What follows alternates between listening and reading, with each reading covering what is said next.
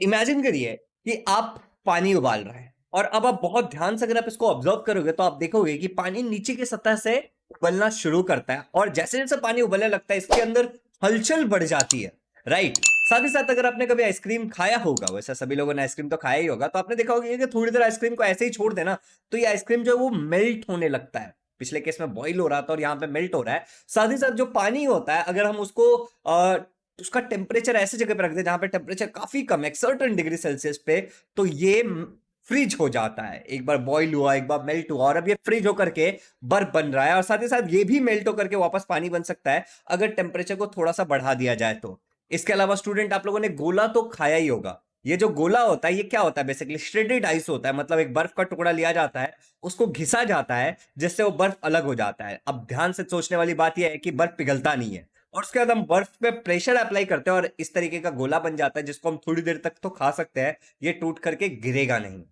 ये कैसे होता है? इन सभी चीजों के बारे में आप पढ़ते हो आपके क्लास 10 साइंस 1 में, 5वें चैप्टर में, जिसका नाम है हीट। 2022-23 के बैच के लिए मैं ये पढ़ा रहा हूं और बाकी अगर कोई और बैच से भी हो आप तो आप इसे देख सकते हो बखूबी। फुल चैप्टर हम कवर करने वाले हैं और साथ ही साथ काफी सारे क्वेश्चंस भी करूंगा, तो आप उनका आंसर नीचे कमेंट में दे सकते हो। और ये वन शॉट सेशन है। ऐसे ही मैंने बाकी 9 और चैप्टर अपलोड कर दिया है। ये 10वां चैप्टर है पार्ट 1 और पार्ट 2 को मिला करके। सभी के जो नोट्स है मैंने इस टेलीग्राम चैनल पे आप लोगों के साथ शेयर किया है, शुभम झा क्लास 10। तो इसको ज्वाइन करके आप नोट्स डाउनलोड कर सकते हैं। और अब से शुरू करते हैं हमारे इस सेशन को। स्टूडेंट्स, एक और छोटी सी हेल्प कर देना मेरे, इस चैनल को ग्रो करने के लिए इस चैनल को शेयर जरूर करना अपने फ्रेंड्स के साथ इन वीडियोस के द्वारा। सबसे पहला टॉपिक जो आपके टेक्स्ट बुक में आपको देखने को मिलेगा वो है लेटेंट हीट। तो लेटेंट हीट के बारे में पढ़ेंगे, लेकिन उससे पहले कुछ छोटी छोटी सी बेसिक सी बातों के बारे में ध्यान रखते हैं। हीट और एक शब्द होता है टेम्परेचर, दोनों में क्या फर्क है भैया? हीट क्या होता है भैया और टेम्परेचर क्या होता है? मुझे तो एक जैसा ही लगता है। देखो, हीट क्या है बच्चों? Heat is a form of energy. Heat एक प्रकार का एनर्जी है, जबकि जो टेम्परेचर है, ठीक है, हीट के बारे में थोड़ा और जिक्र कर लेते हैं पहले। It is measured in joules. इसको हम कैसे मेजर करते हैं? जूल्स में मेजर करते हैं। और एक कैलोरी मतलब 4.18 जूल्स होता है। इसको कहीं पे लिख लेना क्योंकि एक इंपॉर्टेंट कन्वर्जन है, आगे न्यूमेरिकल्स में जरूरी पड़ेगा। 3 पॉइंट्स हमने देखा हीट के बारे में। इसको हम मेजर करते हैं, हीट एक प्रकार का एनर्जी है, इसको मेजर किया जाता है जूल्स में, और 4.18 जूल्स मतलब एक कैलोरी होता है लगभग। Students, temperature is the degree of hotness और कोल्डनेस ऑफ एन ऑब्जेक्ट। अर्थात आपको यहां पे मेरा माइक दिख रहा होगा, राइट? अब अगर मैं इस माइक को टच करके देखता हूं तो ये माइक मुझे कितना ठंडा या कितना गर्म लगता है, that is called as temperature, measurement of hotness और कोल्डनेस ऑफ एन ऑब्जेक्ट। जैसे कि ये मेरा फोन है, ठीक है, इस फोन को अगर मैं अभी छू के देखता हूं तो ये मुझे कितना ठंडा या कितना गर्म लगता है, वो टेम्परेचर है। मतलब it's a type of measurement. ये जबकि एनर्जी था, ये एक प्रकार का मेजरमेंट है। स्टूडेंट, इसे हम मेजर करते हैं केल्विन में, हम डिग्री सेल्सियस में भी मेजर करते हैं, हम फ़ारेनहाइट में मेजर करते हैं, लेकिन पॉपुलरली हम केल्विन में मेजर करते हैं। एक छोटा सा टास्क दे रहा हूं आप लोगों को, अभी नीचे कमेंट में बताओ कि टेम्परेचर का ऐसा यूनिट क्या होगा, केल्विन, डिग्री सेल्सियस या फिर फ़ारेनहाइट।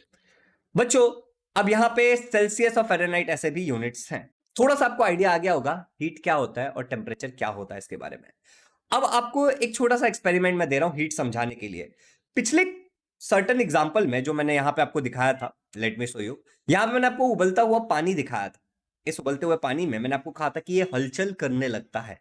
साथ ही साथ मैंने आपको पिघलता हुआ बर्फ दिखाया था। यहां पे भी जब टेम्परेचर बढ़ता है तो क्या हो जा रहा था?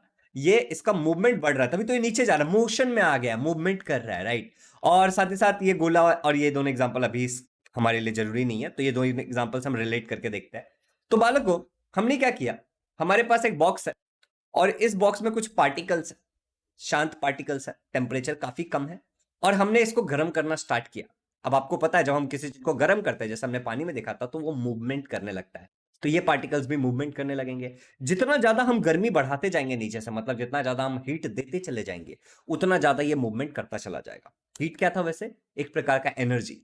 जब इस एनर्जी को हम किसी चीज को दे रहे हैं, कुछ पार्टिकल्स को दे रहे हैं, तो वो पार्टिकल्स मूवमेंट दिखा रहा है, मोशन दिखा रहा है। मतलब मोशन किस प्रकार के एनर्जी में होता है? काइनेटिक एनर्जी में। जब कोई भी चीज के पास काइनेटिक एनर्जी है तो मोशन में होता है, या फिर जो भी चीज मोशन में है उसके पास काइनेटिक एनर्जी होता है। ये तो हमें पता है।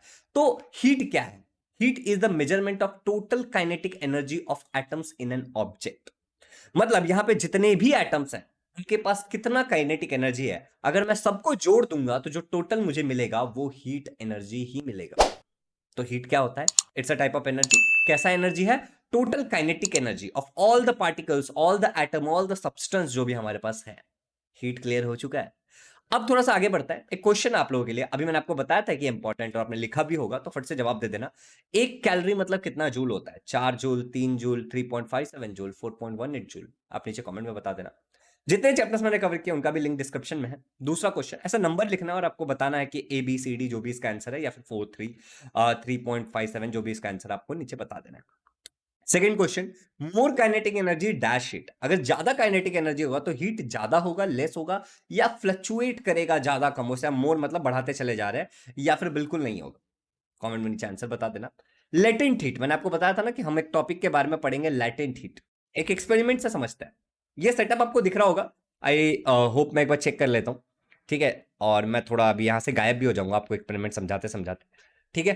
तो यहां पे ध्यान से देखना, ये सेटअप आपको दिख रहा होगा। इस सेटअप में आपको दिख रहा होगा कि हमारे पास, एक सेकेंड, ओके। तो इस सेटअप में आपको दिख रहा होगा कि हमारे पास कुछ चीजें हैं। जैसे कि हमारे पास एक यहाँ पे एक कुछ तो ऐसा रखा हुआ है जिसके ऊपर मटेरियल रखा हुआ, मतलब फ्लैंक रखा हुआ है बेसिकली, ठीक है। और उसके ऊपर हमने एक बर्नर रखा है इस जगह पे। लेट मी जूम, ठीक है। यहाँ पे एक हमने बर्नर रखा है, साथ ही साथ यहाँ पे हमने एक ऐसा चीज रखा है जिसके ऊपर, मतलब एक ट्राइपॉड टाइप की सामान मान लो, इसका तीसरा पांव आपको दिख नहीं रहा है, जिसपे हमने एक वेसल रखा है। और इस वेसल में हमने क्या रखा है बच्चों? हमने आइस के टुकड़े रखे हैं। साथ ही साथ हमने इसमें एक थर्मोमीटर लगाया येलो कलर से, जो मैं आपको दिखाना चाह रहा हूं थर्मोमीटर, और बाकी सब एक स्टैंड से कनेक्टेड है। तो ये हमारा सिंपल सा एक्सपेरिमेंट का क्या है बालकों? सेटअप है। अब ध्यान से देखो, यहां पे मैंने ग्राफ बनाया है, जो ग्राफ हम प्लॉट करेंगे। अब यहां पे आपको 0 0 दिख रहा है, मतलब एक्स एक्सिस पे भी 0 है, वाई एक्सिस पे भी 0 है। फिर हम वाई एक्सिस के ऊपर हमने टेम्परेचर नोट किया है डिग्री सेल्सियस में। यहाँ पे सी दिखाया मैंने, वो डिग्री सेल्सियस के लिए है। तो कैसा है? 0, 10, 20, 30, 40, 50, 60, 70, 80, 90, 100 तक हम टेम्परेचर में जा रहे हैं। और इस एक्सिस पे मैंने आपको दिखाया टाइम, तो वो मिनट्स में लिया हमने। 2 minute, 4 minute, 6 minute, 8 minute, 10 minute, 12 minute and so on. अब जरा ध्यान से सुनना, यहां पे मैं क्या करूंगा? इस बर्नर को चालू कर दूंगा। अब इनिशियली ये जो बर्फ है, इसके कारण जो हमें थर्मोमीटर में टेम्परेचर दिख रहा है, सुन लेना ध्यान से, वो -10 डिग्री सेल्सियस है। कितना है? -10 डिग्री सेल्सियस। तो ये ग्राफ अगर आप ध्यान से देखोगे, ठीक है, तो यहां पे आपको दिख रहा होगा कि -10 से टेम्परेचर ऊपर की तरफ, समय जैसे जैसे हम इसको गर्म करते जा रहे हैं, गर्म करते जा रहे हैं, समय आगे बढ़ रहा है। और शायद 1 मिनट का समय हो चुका है, बट जो टेम्परेचर है अभी भी वो 0 के पास ही है। मतलब 1 मिनट का समय हो चुका है, हम गर्म कर रहे हैं, और ये कितना है? अभी भी बर्फ ही है। और टेम्परेचर यहां पे हमें 0 डिग्री सेल्सियस ही दिखा रहा है। अब समय जो है बच्चों, वो 6 मिनट हो चुका है। अब ग्राफ ध्यान से अगर देखोगे ना, तो आपको दिख रहा होगा कि अब जो समय है वो येलो वाला लाइन 6 मिनट के पास है, 7 मिनट के आसपास लगभग हो चुका है। और अब ये पूरा पानी बन चुका है बर्फ, मगर टेम्परेचर नहीं बढ़ा। सारा बर्फ पानी बन गया। ओके, सारा बर्फ, 6 मिनट लग गया पानी बनने में। अब जैसे जैसे हम गर्म कर रहे थे, टेम्परेचर तो बढ़ना चाहिए था, right? 1 degree Celsius, 2 degree Celsius, 4 degree Celsius तो हो ही जाना चाहिए था 10 मिनट में, 6 मिनट में, लेकिन नहीं हुआ। टेम्परेचर अभी भी 0 डिग्री सेल्सियस ही है। सारा बर्फ क्या है बच्चों? पानी बन चुका है। और अब टेम्परेचर बढ़ेगा। मतलब जो पानी हो, जो बर्फ होता है, वो 0 डिग्री सेल्सियस पे पिघलता है। तो जब तक सारा बर्फ, इमेजिन करो कि ये मेरे पास बॉटल है, इसमें बर्फ है, तो जब तक मेरा सारा का सारा बर्फ, जो भी मेरे पास आइस है, वो पिघल नहीं जाता, टेम्परेचर 1 डिग्री सेल्सियस भी नहीं होगा। 0 डिग्री सेल्सियस पे ही सारा बर्फ पिघलेगा। एक सिंगल बर्फ भी रहेगा, वो भी पिघल जाएगा। जब सारा का सारा बर्फ पिघल जाएगा, उसके बाद टेम्परेचर 0 के आगे बढ़ेगा। याद रखने वाली बात है, -9, -8, -6 ऐसे होते रहेगा, लेकिन 0 से आगे नहीं बढ़ेगा। 0 डिग्री सेल्सियस एक फिक्स टेम्परेचर जहां पे आइस मेल्ट होता है, उसके आगे मेल्ट नहीं होता। ठीक है, उसके बाद जो भी होना होता होता है, मगर यहां पे सारा आइस मेल्ट हो जाएगा। Got it? मतलब यहां तक सारा आइस मेल्ट हो जाएगा, आपका लिक्विड में कन्वर्ट हो जाएगा। तो देखो, टाइम 6 मिनट हो चुका है। अब भैया, तो जो हीट हम दे रहे थे, ये जो बर्फ था, ये इतना टाइम लगा रहा था, हम तो नीचे से गर्मी देते जा रहे थे, वो कहां चला गया भैया? तुम लोगों ने एक बात तो सुना ही होगा कि जो आइस होता है वो पानी के ऊपर तैरता है, हालांकि उसका वजन ज्यादा होता है। तुम्हें जवाब पता होगा कि density of ice is less than water. जब वाटर जो है वो सॉलिड फॉर्म में होता है, मतलब आइस के फॉर्म में होता है, तो वो कुछ इस तरीके का अरेंजमेंट में होता है। ध्यान से देखो, H2O, H2O, H2O, ठीक है। ऐसे बहुत सारे H2O दिख रहे होंगे तुम्हें, जैसे मैं जूम करके दिखाता हूं। यहां पे तुम्हें एक HO, फिर यहां पे तुम्हें H2O, और ये इधर ज्वाइंट, राइट? तो इस तरीके का अरेंजमेंट में होता है पानी। अब ये अरेंजमेंट जो है, जैसे जैसे हम हीट देते जाते हैं वो अरेंजमेंट टूटता है, ये वाला वीक होते चला जाता है और ये टूटता बाद में फाइनली पूरा पानी फैल जाता है, लिक्विड बन जाता है। स्पेशल अरेंजमेंट है ये, 0 डिग्री सेल्सियस पे आपको देखने को मिलता है। मैक्सिमम वॉल्यूम होगा यहाँ पे। Is it clear? चलिए बच्चों, एक और बात, यहां पे मैक्सिमम वॉल्यूम होगा, लिख लेना अपने नोट्स में ऐसा स्ट्रक्चर बना के, और मिनिमम क्या होगा? डेंसिटी होगा एट 0 डिग्री सेल्सियस। अब मान लो कि सारा का सारा बर्फ का पानी बन चुका है, मगर अभी भी हम गर्म कर रहे हैं, टेम्परेचर आप देखो बढ़ते जा रहा है समय के साथ। ठीक है, समय के साथ बढ़ रहा है। ऑफकोर्स यहाँ पे देखने वाली बात है कि यहाँ पे अब 8 मिनट हो चुका है, 10 मिनट हो चुका है, 12 मिनट हो चुका है, 14 मिनट हो चुका है, तुम समझ रहे हो ना? अब समय के साथ क्या हो रहा है? टेम्परेचर बढ़ते चला जा रहा है। फाइनली हमने देखा कि लगभग 23-24 मिनट के आसपास टेम्परेचर हमारा जो है वो इस पॉइंट पे पहुंच गया है 100 डिग्री सेल्सियस के पास। और अभी तक जो हमारा पानी है वो सारा का सारा पानी ही है, अभी तक वो वेपर में बना नहीं है।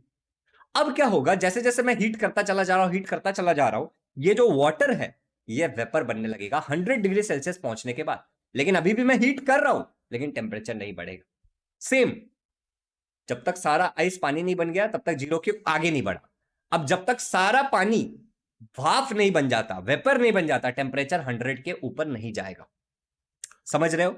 यहां से टेम्परेचर 100 ही रहेगा बढ़ते समय के साथ। समय बढ़ता जा रहा है, 34 मिनट हो चुका है, लेकिन अभी तक टेम्परेचर 100 डिग्री सेल्सियस है और सारा का सारा वाटर जो था वो वेपर बन गया।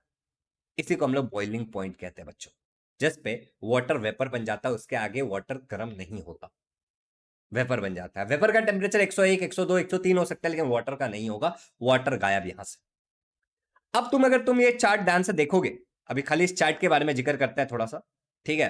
तो अगर इस चार्ट को तुम देखोगे तो यहां पे मैंने एक लाइन लिखा है ए और बी लिखा है, जहां पे टेम्परेचर नहीं बढ़ा, टाइम बढ़ता चला गया, टेम्परेचर 0 डिग्री सेल्सियस ही था, फिक्स टेम्परेचर था। और यहां पे मैंने एक पॉइंट लिखा है सी और डी, जहां पे टेम्परेचर नहीं बढ़ा, 100 डिग्री सेल्सियस ही था, वेपर में कन्वर्ट हो गया और यहां पे वाटर में कन्वर्ट हो गया।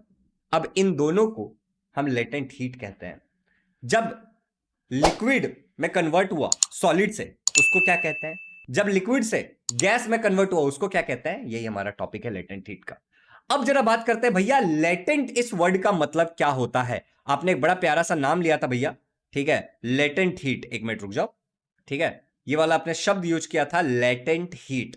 हीट तो भैया आपने समझा दिया, लेकिन ये लेटेंट शब्द का मतलब क्या होता है? तो लेटेंट शब्द का मतलब है हिडन, छुपा हुआ। ठीक है, कुछ लोग इसको लेटेंट पढ़ते हैं, एन तो है लेटेंट। ठीक है, चलिए तो अब आगे बढ़ते हैं, ये सारा टॉपिक हम कर चुके हैं। अभी बच्चों यहां पे ए से बी और सी से डी के बारे में थोड़ा सा डेफिनेशन देखते हैं, जो एग्जाम में पूछा जाता है। ये ग्राफ है आपका, ए से बी एक फिक्स टेम्परेचर था, कितना था वो? 0 डिग्री सेल्सियस था, जहां पे सॉलिड कन्वर्ट हो गया था लिक्विड में, मतलब आइस कन्वर्ट हुआ तो वाटर में। ए से बी क्या है बच्चों? The heat energy absorbed at a constant temperature. Heat energy तो एब्जॉर्ब हो ही रहा था ना, क्योंकि हम गर्म किए जा रहे थे। एक कांस्टेंट टेम्परेचर था 0 degree Celsius during the transformation, जब ये ट्रांसफॉर्मेशन हो रहा था सॉलिड का लिक्विड में। इसी को हम कहते हैं लेटेंट हीट ऑफ फ्यूजन, छुपा हुआ हीट जो फ्यूजन के काम आ रहा है, लेटेंट हीट ऑफ फ्यूजन। एक बार फिर से पढ़ते हैं, the heat energy absorbed at a constant temperature during transformation of solid into liquid is called as latent heat of fusion. एक कांस्टेंट टेम्परेचर था जहां पे हीट एनर्जी एब्जॉर्ब किया जा रहा था। कांस्टेंट टेम्परेचर क्या था? 0 डिग्री सेल्सियस, जिसको मेल्टिंग पॉइंट भी कहते हैं, और यहां पे सॉलिड कन्वर्ट हो रहा था लिक्विड में, इसी को लेटेंट हीट ऑफ फ्यूजन कहा जाता है। ए से बी। एक और इंपॉर्टेंट चीज पूछा जाता है आपसे इसी टॉपिक से रिलेटेड, वो है specific latent heat of fusion. अब जरा स्पेसिफिक इस वर्ड को थोड़ा समझते हैं बच्चों। मैं आपको कहता हूं कि मैं डॉक्टर हूं, आप बोलोगे किस चीज के डॉक्टर हो?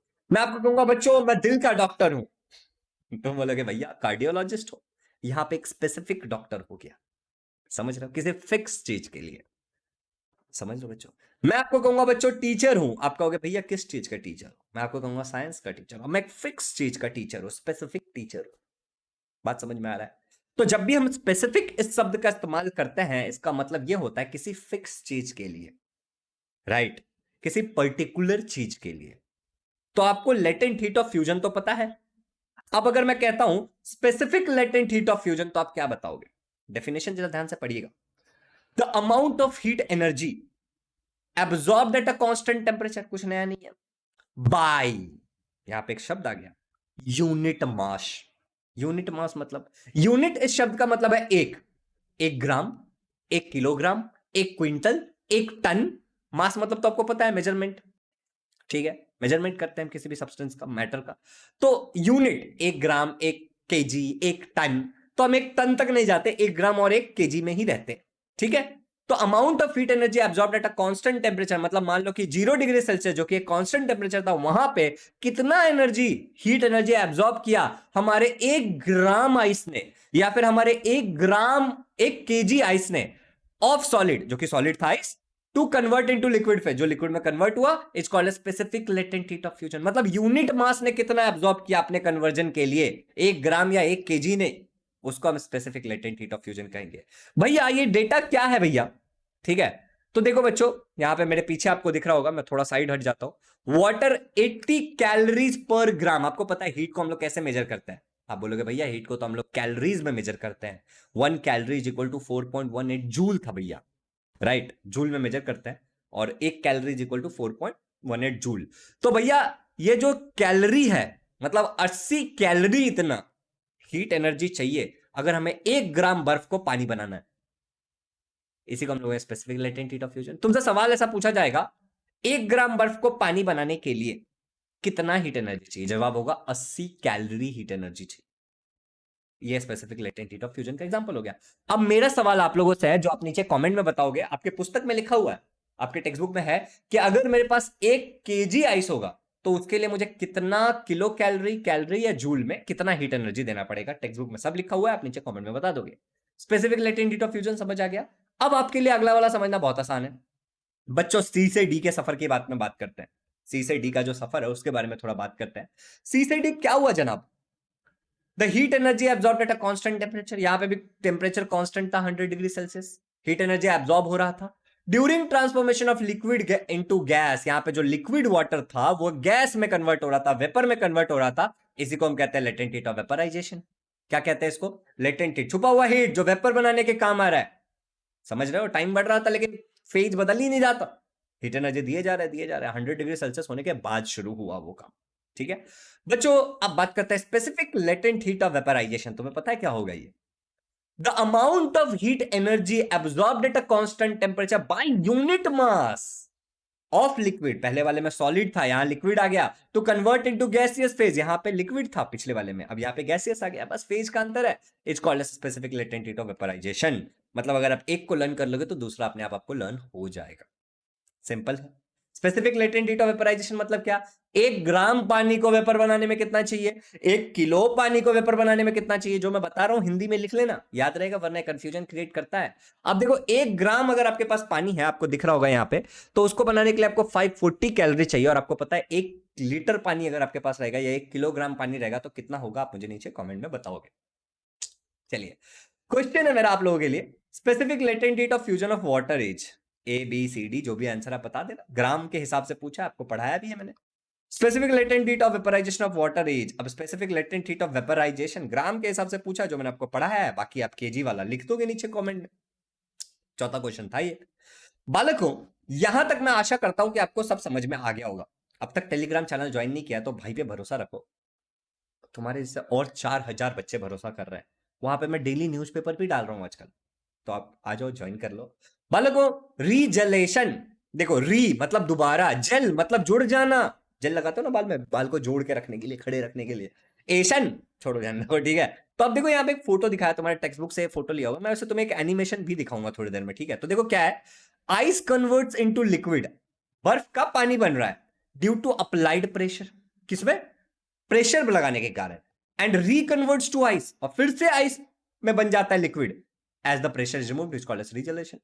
डेफिनेशन याद कर लेना, मैं समझा देता हूं। देखो मैंने तुम्हें एक चीज सिखाया अभी थोड़ी देर पहले, कि आइस जो होता है वो सॉलिड से लिक्विड तब बनता है जब टेम्परेचर 0 डिग्री सेल्सियस पहुंच जाएगा। लेकिन कभी कभी ऐसा सीन होता है कि 0 डिग्री सेल्सियस पे या उससे नीचे भी अगर आइस पे तुम प्रेशर लगा रहे हो, बेसिकली मतलब मान लो यहाँ पे टेम्परेचर को भूल जाते हैं, प्रेशर लगाने से टेम्परेचर का कोई लेना देना नहीं है, टेम्परेचर 0 डिग्री सेल्सियस ही है, और खाली तुम प्रेशर लगा रहे हो जिसके कारण आइस क्या हो रहा है, लिक्विड में कन्वर्ट हो जा रहा है। पढ़ो जरा ध्यान से, ice converts into liquid due to applied pressure.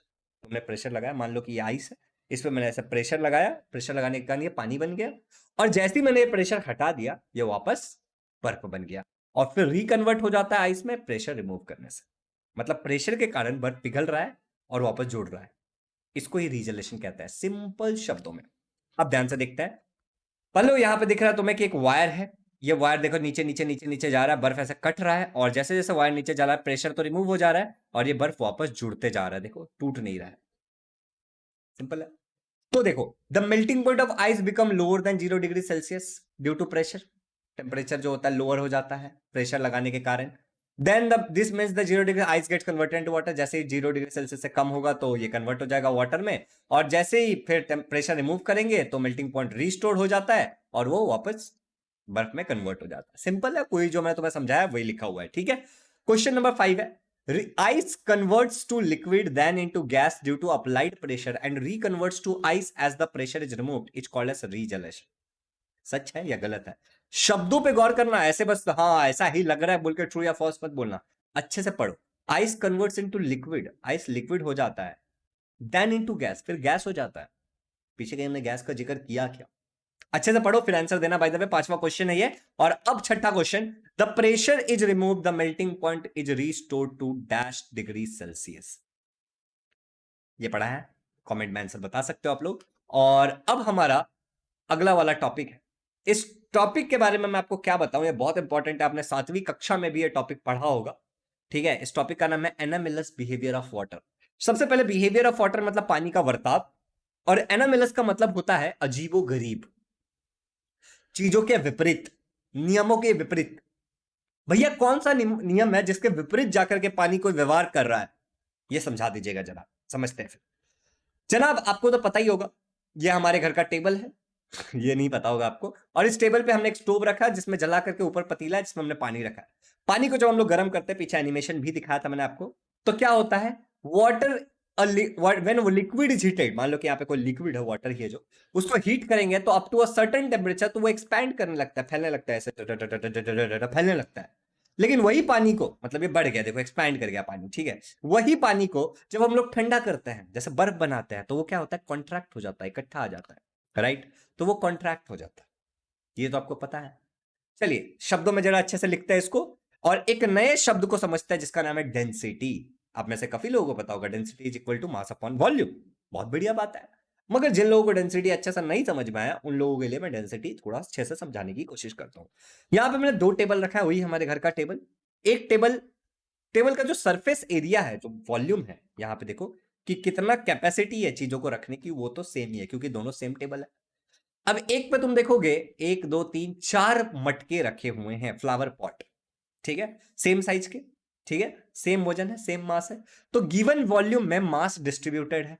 अब तुम मुझे बताओ ज्यादा डेंस कौन सा लग रहा है, डेंसिटी का मतलब भी नहीं पता तुम्हें, लेकिन ज्यादा डेंस कौन सा लग रहा है, तुम बोलोगे नीचे वाला भैया। क्यों? क्योंकि यहां पे गिवन वॉल्यूम में ज्यादा मास प्रेजेंट है। मतलब density is something related to volume, जो तुम्हारे पास एरिया है और उस पर कितना चीज है, मास। चलिए एक और एग्जांपल है। अब ये तुम्हें 2 जंगल दिखा रहा हूं मैं, मतलब सेम है। अब एक बार जंगल में बहुत ज्यादा फॉरेस्ट, ये पेड़ था, और दूसरे बार में बहुत कम था। ज्यादा डेंस कौन सा लग रहा है? तुम बोलोगे भैया पहले वाला, ये वाला, जिसमें ज्यादा पेड़ है वो ज्यादा डेंस है। क्यों? क्योंकि सेम एरिया में ज्यादा पेड़ है और यहाँ पे उतने ही एरिया में कम पेड़ है। मतलब गिवन जो भी वॉल्यूम है तुम्हारे पास, गिवन सरफेस है तुम्हारे पास, ठीक है, उसमें कितना मास प्रेजेंट है, यही कहेंगे। अब कुछ इंपॉर्टेंट बात है, ठीक है। डेंसिटी का जो फॉर्मूला होता है वो होता है मास अपॉन वॉल्यूम। गिवन वॉल्यूम में मास किस तरीके से डिस्ट्रीब्यूटेड है।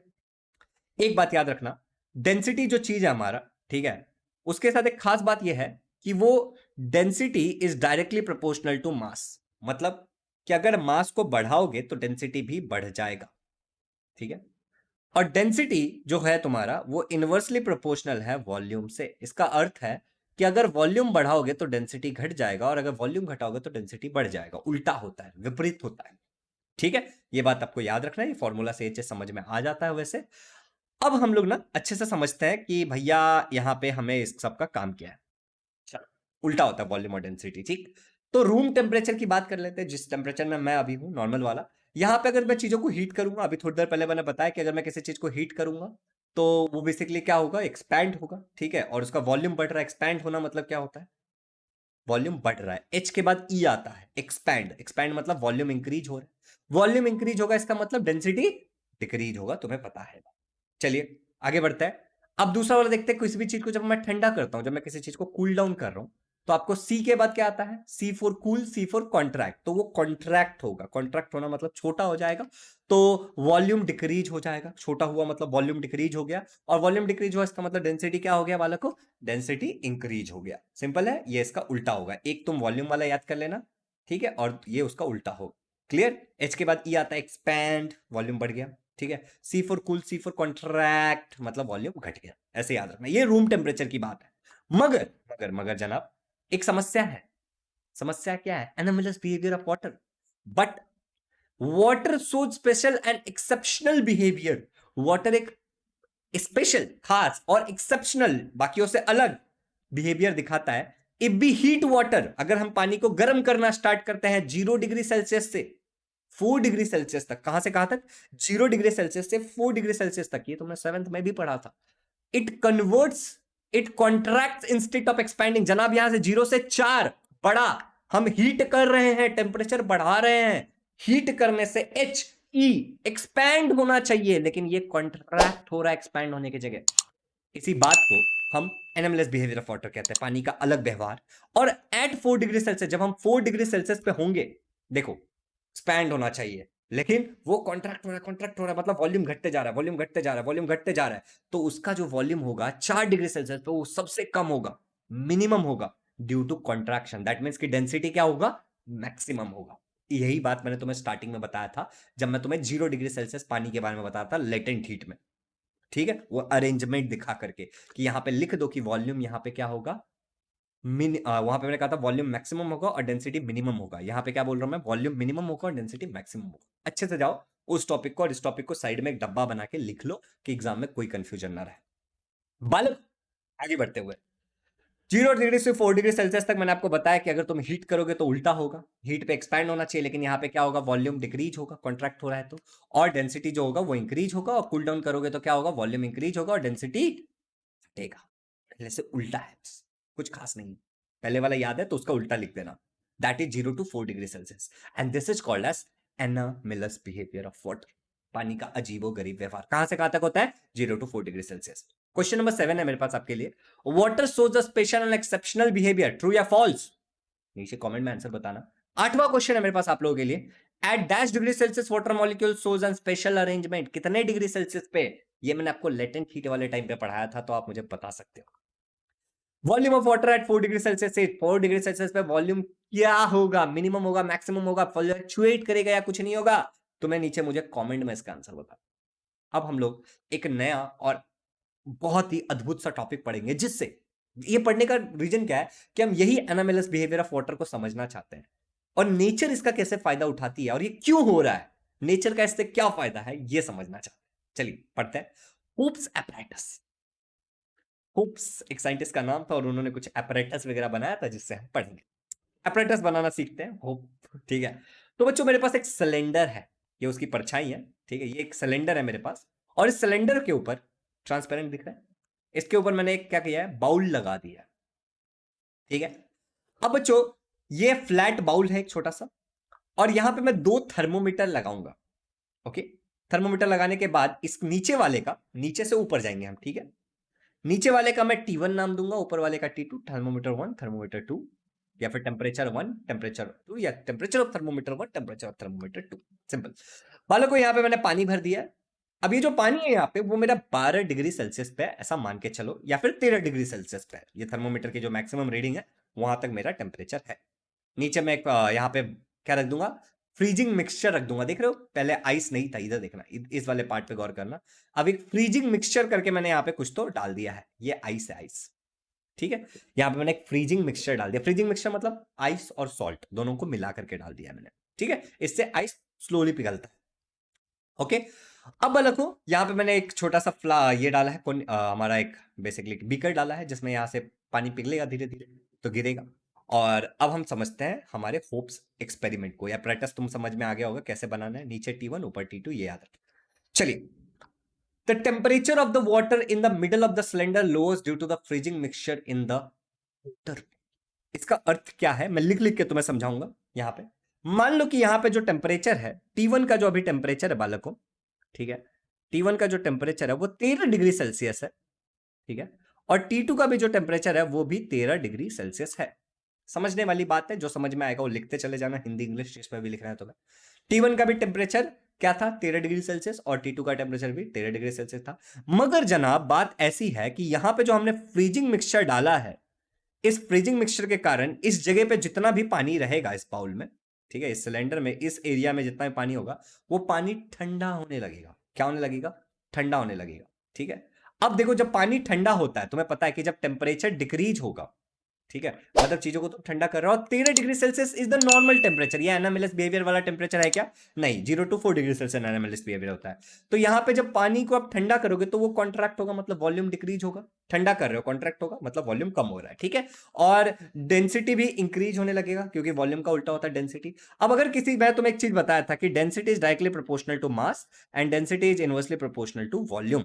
अब देखो वॉल्यूम डिक्रीज हो रहा है तो डेंसिटी बढ़ गया। अब क्योंकि डेंसिटी तुम्हारा बढ़ गया है, यहां से ही मैंने ये लाइन यहां पे कॉपी मारा, तो ये मास भी बढ़ जाएगा। अब जिस भी चीज का मास बढ़ता है वो तो नीचे की तरफ आएगा, तो ये जो यहां पे ठंडा पानी है वो नीचे की तरफ आने लगेगा, क्योंकि इसका मास बढ़ गया है। अब ठंडा पानी नीचे आएगा तो यहां पे जो आपको टेम्परेचर था 13 डिग्री सेल्सियस, वो घट के शायद 12 डिग्री सेल्सियस हो जाएगा, वो और घट के शायद 10 डिग्री सेल्सियस हो जाएगा। ऊपर वाला टेम्परेचर धीरे धीरे घटेगा, ये 12 डिग्री सेल्सियस होगा, ठीक है, 11 डिग्री सेल्सियस होगा, फिर 10 डिग्री सेल्सियस होगा, फिर 9 डिग्री सेल्सियस होगा, फिर 8 डिग्री सेल्सियस होगा। ये वाला फटाफट फटाफट घट रहा है, और ये घटते घटते घटते घटते घटते घटते क्या हो जाएगा, 4 डिग्री सेल्सियस तक पहुंच जाएगा। 40 लिख दिया मैंने, 4 डिग्री सेल्सियस तक पहुंच जाएगा। T1 टेम्परेचर डिक्रीजेस फास्ट, मगर T2 का टेम्परेचर बहुत स्लो डिक्रीज होता है। तो मैं जो भी मैंने यहां पे लिखा है वो तुम अपने नोट्स में लिखोगे, और ये समझने वाली बात है। ठीक है, एग्जांपल के लिए तुम ऐसा लिख सकते हो, सच दैट। अब देखो तुम्हें पता है कि टेम्परेचर घटते घटते कहां तक पहुंच जाएगा, 4 डिग्री सेल्सियस तक पहुंच जाएगा। अब 4 डिग्री सेल्सियस पे चीजें उल्टा होती है, तुम ठंडा कर रहे हो लेकिन वो कॉन्ट्रैक्ट होने की जगह एक्सपैंड होने लगेगा, मतलब वॉल्यूम क्या होने लगेगा, अब इंक्रीज होने लगेगा, क्योंकि टेम्परेचर 4 डिग्री सेल्सियस है, एनामेलिस बिहेवियर होगा, और डेंसिटी इसका डिक्रीज होगा। ठीक है, डेंसिटी तो वॉल्यूम का उल्टा होता है, तो डेंसिटी अगर डिक्रीज होगा तो वो ऊपर ट्रैवल करेगा पानी, ठंडा पानी अब कहां जाएगा, ऊपर जाएगा। नीचे टेम्परेचर कितना है, नीचे टेम्परेचर है 4 डिग्री सेल्सियस, और अब ठंडा पानी ऊपर जा रहा है। मान लेते हैं कि ऊपर का टेम्परेचर था 6 डिग्री सेल्सियस, तो अब ऊपर का टेम्परेचर क्या होगा, अब ठंडा पानी ऊपर जाएगा फटाफट, एंड T2 का टेम्परेचर डिक्रीज होगा। T2 का टेम्परेचर बहुत जल्दी जल्दी जल्दी जल्दी घटते चला जाएगा, घटते चला जाएगा, 5 हो जाएगा, 6 के बाद फिर 4 डिग्री सेल्सियस पे आ जाएगा। अब एक ऐसा, नीचे का कितना था तुम्हें याद है, 4 डिग्री सेल्सियस, और ऊपर का भी अब कितना है, 4 डिग्री सेल्सियस। अब एक ऐसा पॉइंट आएगा बच्चों जहां पे T1 और T2 का दोनों का 4-4 डिग्री सेम टेम्परेचर होगा। सेम टेम्परेचर कौन से पॉइंट पे है, 4 डिग्री सेल्सियस पे। एक ऐसा पॉइंट आएगा। अब ध्यान से सुनना, ये जो आपको टेक्स्ट बुक में ग्राफ देखने को मिलता है, अगर आप अपना टेक्स्ट बुक खोल के देखोगे तो ये यही बता रहा है कि पहले T1 का टेम्परेचर कम हो रहा था और T2 का टेम्परेचर आराम आराम से कम हो रहा था। देखो ऊपर से धीरे धीरे धीरे धीरे, और ये समय दिया है, टाइम दिया, और यहाँ पे टेम्परेचर दिया है, तो ये धीरे धीरे धीरे धीरे धीरे धीरे कम हो रहा है। देखो 11 हुआ, 9 हुआ, एंड ये वाला फटाफट फटाफट कम हो रहा था। ये वाला पहले पहुंच जाएगा, ठीक है, कहां पे, 4 डिग्री सेल्सियस पे, और ये धीरे धीरे फिर 4 डिग्री सेल्सियस पे आएगा। एक ऐसा पॉइंट आएगा जहां पे दोनों का टेम्परेचर 4 डिग्री सेल्सियस होगा, और फिर T2 सबसे पहले 4 नीचे जाएगा। अब क्या होगा, T2 जो है, ठीक है, वो 4 डिग्री से भी अब कम होने लगेगा। दोनों का सेम टेम्परेचर हो चुका है, दोनों का सेम टेम्परेचर हो चुका है 4 डिग्री सेल्सियस। अब 4 डिग्री सेल्सियस ही रहेगा, पर T2 जो है वो घटते चला जाएगा। ठीक है, T1 जो है, देखो यहां पे लिखा ऊपर, ठीक है, ऊपर अच्छी तरीके से लिखा हुआ है कि जो T1 है आपका, मतलब ये वाला जो है वो 4 डिग्री सेल्सियस ही रहेगा, लेकिन जो ये है ये घटते घटते 3, 2, 1 और 0 हो जाएगा। मतलब ये जो T2 है वो आपका 0 डिग्री सेल्सियस हो जाएगा सबसे पहले। तो देखो क्या लिखा है, T1 4 डिग्री सेल्सियस ही रहेगा, पर T2 जो है वो 0 डिग्री सेल्सियस हो जाएगा पहले, एंड ऊपर आइस बन जाएगा। अब ऐसे टाइम में ऊपर क्या होने वाला है बच्चों, ऐसे ऊपर आइस बन जाएगा। रेड कलर से दिखाया, मगर तुम इमेजिन कर लो कि ऊपर क्या बन चुका है, अब आइस बन चुका है। तो सबसे पहले होप्स एपरेटस में सिलेंडर में आइस कहां बनता है, तो तुम बोलोगे ऊपर की तरफ। क्वेश्चन पूछता है कि होप्स एपरेटस में सबसे पहले कहां पे आइस बनता है, तो तुम्हारा जवाब होगा ऊपर की तरफ, क्योंकि T2 का टेम्परेचर पहले कम होता है। ग्राफ में भी हमने यही देखा कि T2 का टेम्परेचर पहले कम हुआ, देखो घटते घटते पहले, और बाद में T2 हो, देखा ये पहले आया 30 मिनट पे और ये 45 मिनट पे दूसरा। ठीक है, चलो अब देखो, अब क्या होगा, T1 का भी टेम्परेचर धीरे धीरे कम होगा। तो ये 4 डिग्री सेल्सियस था, यहाँ पे तो 0 डिग्री सेल्सियस है, ठीक है। अब ये 4 के बाद 3 होगा, 2 होगा, 1 होगा, 0 हो जाएगा, और जैसे ही ये 0 डिग्री सेल्सियस होगा पूरा सिलेंडर आइस बन जाएगा। पूरा सिलेंडर अब क्या हो गया, आइस बन चुका है। समझे? तो पहले कहां पे बना, T2 ऊपर की तरफ, फिर नीचे की तरफ। अब यहीं से हमें एक चीज समझना है, वो क्या है कि प्रकृति में जो मछलियां हैं, लेट्स से कि ये जो फिश है, ये फिश जिंदा कैसे रहती है? क्योंकि ऊपर तो देखो ये जो हमने दिखाया है ऐसे, अगर सही से देखोगे डायग्राम को टेक्स्ट बुक में, तो ऐसे हल्का सा जो डायग्राम है, और ये 7th में भी आपने पढ़ा है, होप सेपरेटर्स के अलावा ये फोटो तो पढ़ा है, ठीक है। ये आइस है, दिख रहा है, मैंने रेड कलर से दिखाया आपको, ये आइस है आपका, ठीक है। तो आइस का लेयर है, अगर अब आइस का लेयर है तो ऊपर तो आइस बन चुका है T2, अब धीरे धीरे नीचे T1 में आइस बनेगा, तुम्हें पता ना, अभी होप सेपरेटर से पढ़ा तुमने। तो ये मछली तो मर जाएगी, ऊपर पूरा आइस है, नीचे पानी होता है। अब देखो, क्योंकि ये जो आइस का लेयर है वो 0 डिग्री सेल्सियस पे है, ध्यान से समझना बात को, ठीक है। ये आइस का जो लेयर है वो 0 डिग्री सेल्सियस का, तो आइस जो होता है वो बैड कंडक्टर ऑफ हीट होता है, मतलब अब वो हीट को बाहर जाने नहीं देगा, क्योंकि वो खुद ठंडा है, समझ रहे हो? वो हीट को बाहर जाने नहीं देगा, तो नीचे का जो पानी है वो बर्फ बनेगा ही नहीं, बहुत ज्यादा ठंडा हो जाएगा, ज्यादा, तब ये बनेगा, लेकिन यूजुअली जल्दी से नहीं बनता। ऊपर बर्फ रहेगा लेकिन नीचे पानी ही रहेगा, ठीक है। नीचे क्या होगा, ये 4 डिग्री सेल्सियस पे ही रहेगा, तुम्हें पता है, नीचे 4 पे पहुंच जाता है और ऊपर क्या होता है, 0 हो जाता है पहले, और फिर ये धीरे धीरे घटेगा, क्योंकि यहां से हीट बाहर जा ही नहीं पाएगा। Got it? तो ये 4 डिग्री सेल्सियस पे ही रहेगा, और ये मछली जो है ये जिंदा रह पाएंगी। क्वेश्चन है मेरा आप लोगों के लिए, क्वेश्चन नंबर 10 है, aquatic organisms under water in cold region due to dash survive कैसे कर पाते हैं? Aquatic organism under cold water in cold region survive due to, आपको सर्वाइव लिखना भूल गया मैं, आप लिख लेना, icy temperature, high temperature of water, anomalous behaviour of water, या नन, कमेंट में आंसर बता देना। अब देखो बच्चों, मैंने यहाँ पे आपको बहुत सारी चीजें पढ़ा दी हैं, चैप्टर खत्म नहीं हुआ, वन शॉट वीडियो है, और भी आगे चीजें पढ़ाऊंगा, थोड़ा सा गुजारिश कर रहा हूँ, क्या क्या पढ़ा है वो बता देता हूँ। लेटेंट हीट क्या होता है, टेम्परेचर और हीट में क्या फर्क है, latent heat of vaporisation, specific वाला और सारी चीजें, regelation, anomalous behaviour of water, और होप्स एपरेटस। ऑलमोस्ट काफी इंपॉर्टेंट चीजें मैंने आपको पढ़ा दी हैं। अब इससे रिलेटेड कुछ न्यूमेरिकल्स भी आते हैं, लेकिन न्यूमेरिकल्स को हम थोड़ा बाद में रखेंगे, क्योंकि एक दो जिसमें जो न्यूमेरिकल आता है ना विक्स करके आता है, ठीक है, तो थोड़ा सा बाद में रखेंगे न्यूमेरिकल्स को। अभी मेरी आपसे गुजारिश है कि इस चैनल को सब्सक्राइब कर लीजिएगा और वीडियो को शेयर करिए। देखो बच्चा, अगर वीडियो 2 घंटे का बनता है तो आपको एक बार में पूरा देखने की जरूरत नहीं है, आप 2 दिन में देख सकते हो, ब्रेक लेकर के देख सकते हो, डाउनलोड करके रख सकते हो पीसी में, मुझे कोई प्रॉब्लम नहीं है, आप शेयर कर सकते हो लोगों के साथ, ठीक है। तो शेयर जरूर करना, उससे चैनल भी ग्रो होता है, तो मुझे मेरी हेल्प हो जाएगी। और अब हम चलते हैं हमारे नेक्स्ट टॉपिक के ऊपर। इमेजिन करो कि आपको बहुत प्यास लगी है, गर्मी का समय है, आप गए अपने फ्रीजर में से एक पानी का बॉटल लेकर के आए जो पूरी तरीके से बर्फ बना हुआ था। अब आपने उसको रख दिया, क्योंकि आप बर्फ तो पी नहीं सकते, खाने वाली चीज है बर्फ। अब उसके ऊपर आपने देखा कि बाहर की तरफ से वाटर ड्रॉपलेट्स धीरे धीरे जमा हो रहा है जो नीचे गिर रहा है। ऐसा क्यों होता है? ये एक इंपॉर्टेंट सवाल है। ऐसे सारे सवालों का जवाब हमें इसी चैप्टर में मिलता है। हम जिस प्लेनेट पे रहते हैं उस प्लेनेट का नाम है अर्थ। हमारा जो अर्थ है वो लगभग 71%, अप्रोक्सीमेटली 71% अर्थ का जो सरफेस है वो पानी से कवर्ड है।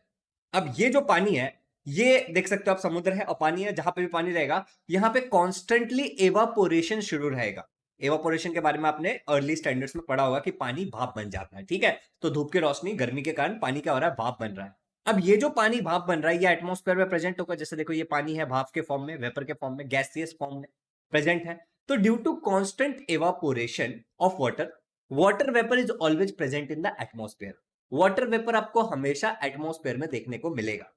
अब बालकों, the presence of water vapour in the air make it moist. अब अगर मान लो ये जो आसपास हवा है, एटमॉस्फेयर है, इसमें अगर पानी है वेपर के फॉर्म में, तो ये मॉइस्ट हो जाएगा, थोड़ा गीला गीला सा लगेगा। और यही जो मॉइस्चर प्रेजेंट है हमारे एटमॉस्फेयर में, इस मॉइस्चर को हम ह्यूमिडिटी बोल करके बुलाते हैं। यहां तक क्लियर है? यहां तक कोई दिक्कत नहीं है? अब दो इंपॉर्टेंट चीजों के बारे में मैं आपको पढ़ाने वाला हूं।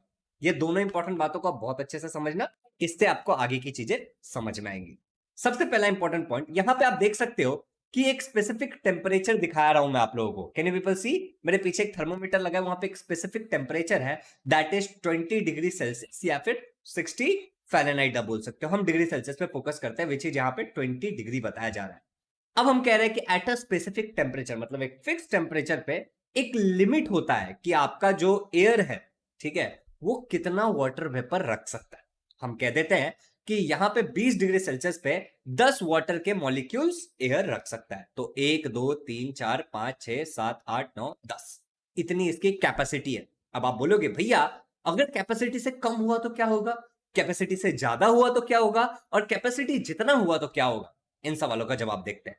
अब मान लो कि कैपेसिटी कितनी है 20 डिग्री सेल्सियस पे, 20 वाटर मॉलिक्यूल्स की, लेकिन कहीं से तो 2 वाटर मॉलिक्यूल्स बढ़ गया, तो अभी कितना हो गया, 11 12, मतलब क्या हो गया, एक्स्ट्रा वाटर मॉलिक्यूल्स हो गया। अगर एक्स्ट्रा वाटर मॉलिक्यूल्स हो जाएगा, the excess vapour converts into water droplets. यही एक्सेस वेपर वाटर का ड्रॉपलेट बनेगा और नीचे की तरफ गिर जाएगा, और ये क्या बोलते हैं, हम ओस बोलते हैं जिसको, ठीक है, ये नीचे की तरफ गिर जाएगा, ठीक है, इसको हम ओस बोलते हैं, ड्यू बोलते हैं, आगे समझेंगे इस बात को। अगर 20 डिग्री सेल्सियस पे हमने कहा कि 10 वाटर मॉलिक्यूल्स की कैपेसिटी है, हम एक आइडिया लगा रहे हैं, ऐसे तो किलो में होगा, ग्राम में होगा, हम बोल रहे हैं कि 20 डिग्री सेल्सियस पे 10 वाटर मॉलिक्यूल्स की कैपेसिटी है, और उतना ही है, क्या बोल रहे हैं हम, मैक्सिमम कैपेसिटी 10 की है 20 डिग्री सेल्सियस पे, और उतना वाटर वेपर है, ना एक्स्ट्रा ना ज्यादा ना कम, ठीक है। When the air contains maximum possible water vapor, जितनी उसकी कैपेसिटी है उतना अगर है, it is said to be saturated with vapor। तो इसको हम क्या कहते हैं, सैचुरेटेड विथ वेपर। यहां पे वेपर से ये सैचुरेटेड है एट दैट टेम्परेचर, मतलब 20 डिग्री सेल्सियस पे 10 की कैपेसिटी थी और 10 ही है। आपको पता है अगर इसी डिग्री सेल्सियस पे अगर ज्यादा हो जाएगा तो ओस बन के नीचे गिर जाएगा, वाटर ड्रॉपलेट बन के नीचे गिर जाएगा। अब सवाल ये उठता है कि अगर मान लो कि कम है, तो 20 डिग्री सेल्सियस की कैपेसिटी कितनी थी, 10 वाटर मॉलिक्यूल्स की, यहां पे आपको कितने दिख रहा है, 5 दिख रहा है, मतलब कम है। तो अगर कम रहेगा, if the vapour contain in the air is less than the maximum limit, जो मैक्सिमम लिमिट है अगर उससे कम है तो हम बोलेंगे एयर अनसैचुरेटेड है। क्या कहेंगे हम, एयर अनसैचुरेटेड। अब मैं आपको कुछ इंपॉर्टेंट बातें बताने वाला हूं। आपको यह समझ में आ गया कि वाटर वेपर जो होता है उसको हम ह्यूमिडिटी कहते हैं। एक टेम्परेचर की एक कैपेसिटी होती है कि इससे ज्यादा नहीं होगा। लाइक हमने 20 डिग्री सेल्सियस पे 10 देखे, अगर 10 से ज्यादा हुआ तो नीचे गिर गया, 10 से कम है तो उसको हम अनसैचुरेटेड बोलेंगे, और जितना चाहिए उतना ही है तो हम उसको सैचुरेटेड बोलेंगे। जब सैचुरेटेड होता है और उससे अगर बढ़ गया तो क्या हो जाता है, ओस की बूंद बन के नीचे गिर जाता है, वेपर बन के गिर जाता है वो, ठीक है। अब एक और बात ध्यान से सुनना, यहां पे हमने क्या बोला है कि टेम्परेचर 30 डिग्री सेल्सियस है, ठीक है, और अनसैचुरेटेड है, मतलब कि अनसैचुरेटेड मतलब क्या होगा कि गिवन टेम्परेचर पे वाटर मॉलिक्यूल्स की कमी है, सैचुरेटेड मतलब पूरा है, ठीक है। तो यहां पे जो इस डिग्री सेल्सियस पे है उसकी कमी है, ज्यादा टेम्परेचर ज्यादा वाटर वेपर होल्ड करके रख सकता है, कम टेम्परेचर कम होल्ड करके रख सकता है, ये बात अपने नोट में लिख लेना। अब यहां पे अगर मैं कह रहा हूं कि वाटर जो ये एनवायरमेंट है यहाँ पे वाटर वेपर से वो अनसैचुरेटेड है, इसका मतलब क्या कहा मैंने, फिर से रिपीट कर रहा हूं कि यहाँ पे पानी की बूंदों की कमी है इस डिग्री सेल्सियस पे, इतने टेम्परेचर पे, 30 डिग्री सेल्सियस पे। तो अगर अब मुझे इसको सैचुरेटेड बनाना है तो मैं कैसे कैसे कर सकता हूं, दो तरीके हैं मेरे पास। सबसे पहले मुझे पता है कि यहाँ पे 1 2 3 4 5 6 7 8 9 2 4 6 7 8 9 10 10 वाटर मॉलिक्यूल्स है, पुराना वाला एग्जांपल है भूल जाना, ठीक है। तो 10 है, इतने पानी में, इतने वाटर वेपर में अगर ये अनसैचुरेटेड है इस पर्टिकुलर टेम्परेचर पे, तो मैं दो तरीके से कर सकता हूं, वाटर वेपर जितने भी है उसके लिए जो टेम्परेचर है उतना मैं कर सकता हूं, मतलब मैं टेम्परेचर घटा सकता हूं इसके लिमिट तक, या फिर मैं क्या कर सकता हूं, वाटर वेपर घटा सकता हूं, मतलब बढ़ा सकता हूं, क्योंकि कम है ना, अनसैचुरेटेड में कम होता है। तो एक तो आप टेम्परेचर घटा सकते हो सैचुरेटेड बनाने के लिए, दूसरा आप वाटर वेपर्स को बढ़ा सकते हो, तब वो सैचुरेटेड हो जाएगा। 30 डिग्री सेल्सियस की जितनी भी कैपेसिटी होगी, लेट्स से कि 14 है, तो 4 अगर हम वाटर मॉलिक्यूल्स बढ़ा देते हैं तो ये सैचुरेटेड हो जाएगा। या फिर 10 कितने डिग्री सेल्सियस पे था, 20 डिग्री सेल्सियस पे, तो हम टेम्परेचर को घटा के 20 कर सकते हैं। तो हम ये वाला देख लेते हैं। तो हमने क्या किया, टेम्परेचर को घटा दिया, 20 डिग्री सेल्सियस कर दिया, या फिर मान लो कि ये दोपहर का समय है और शाम हो गया तो 10 डिग्री सेल्सियस से टेम्परेचर घट गया।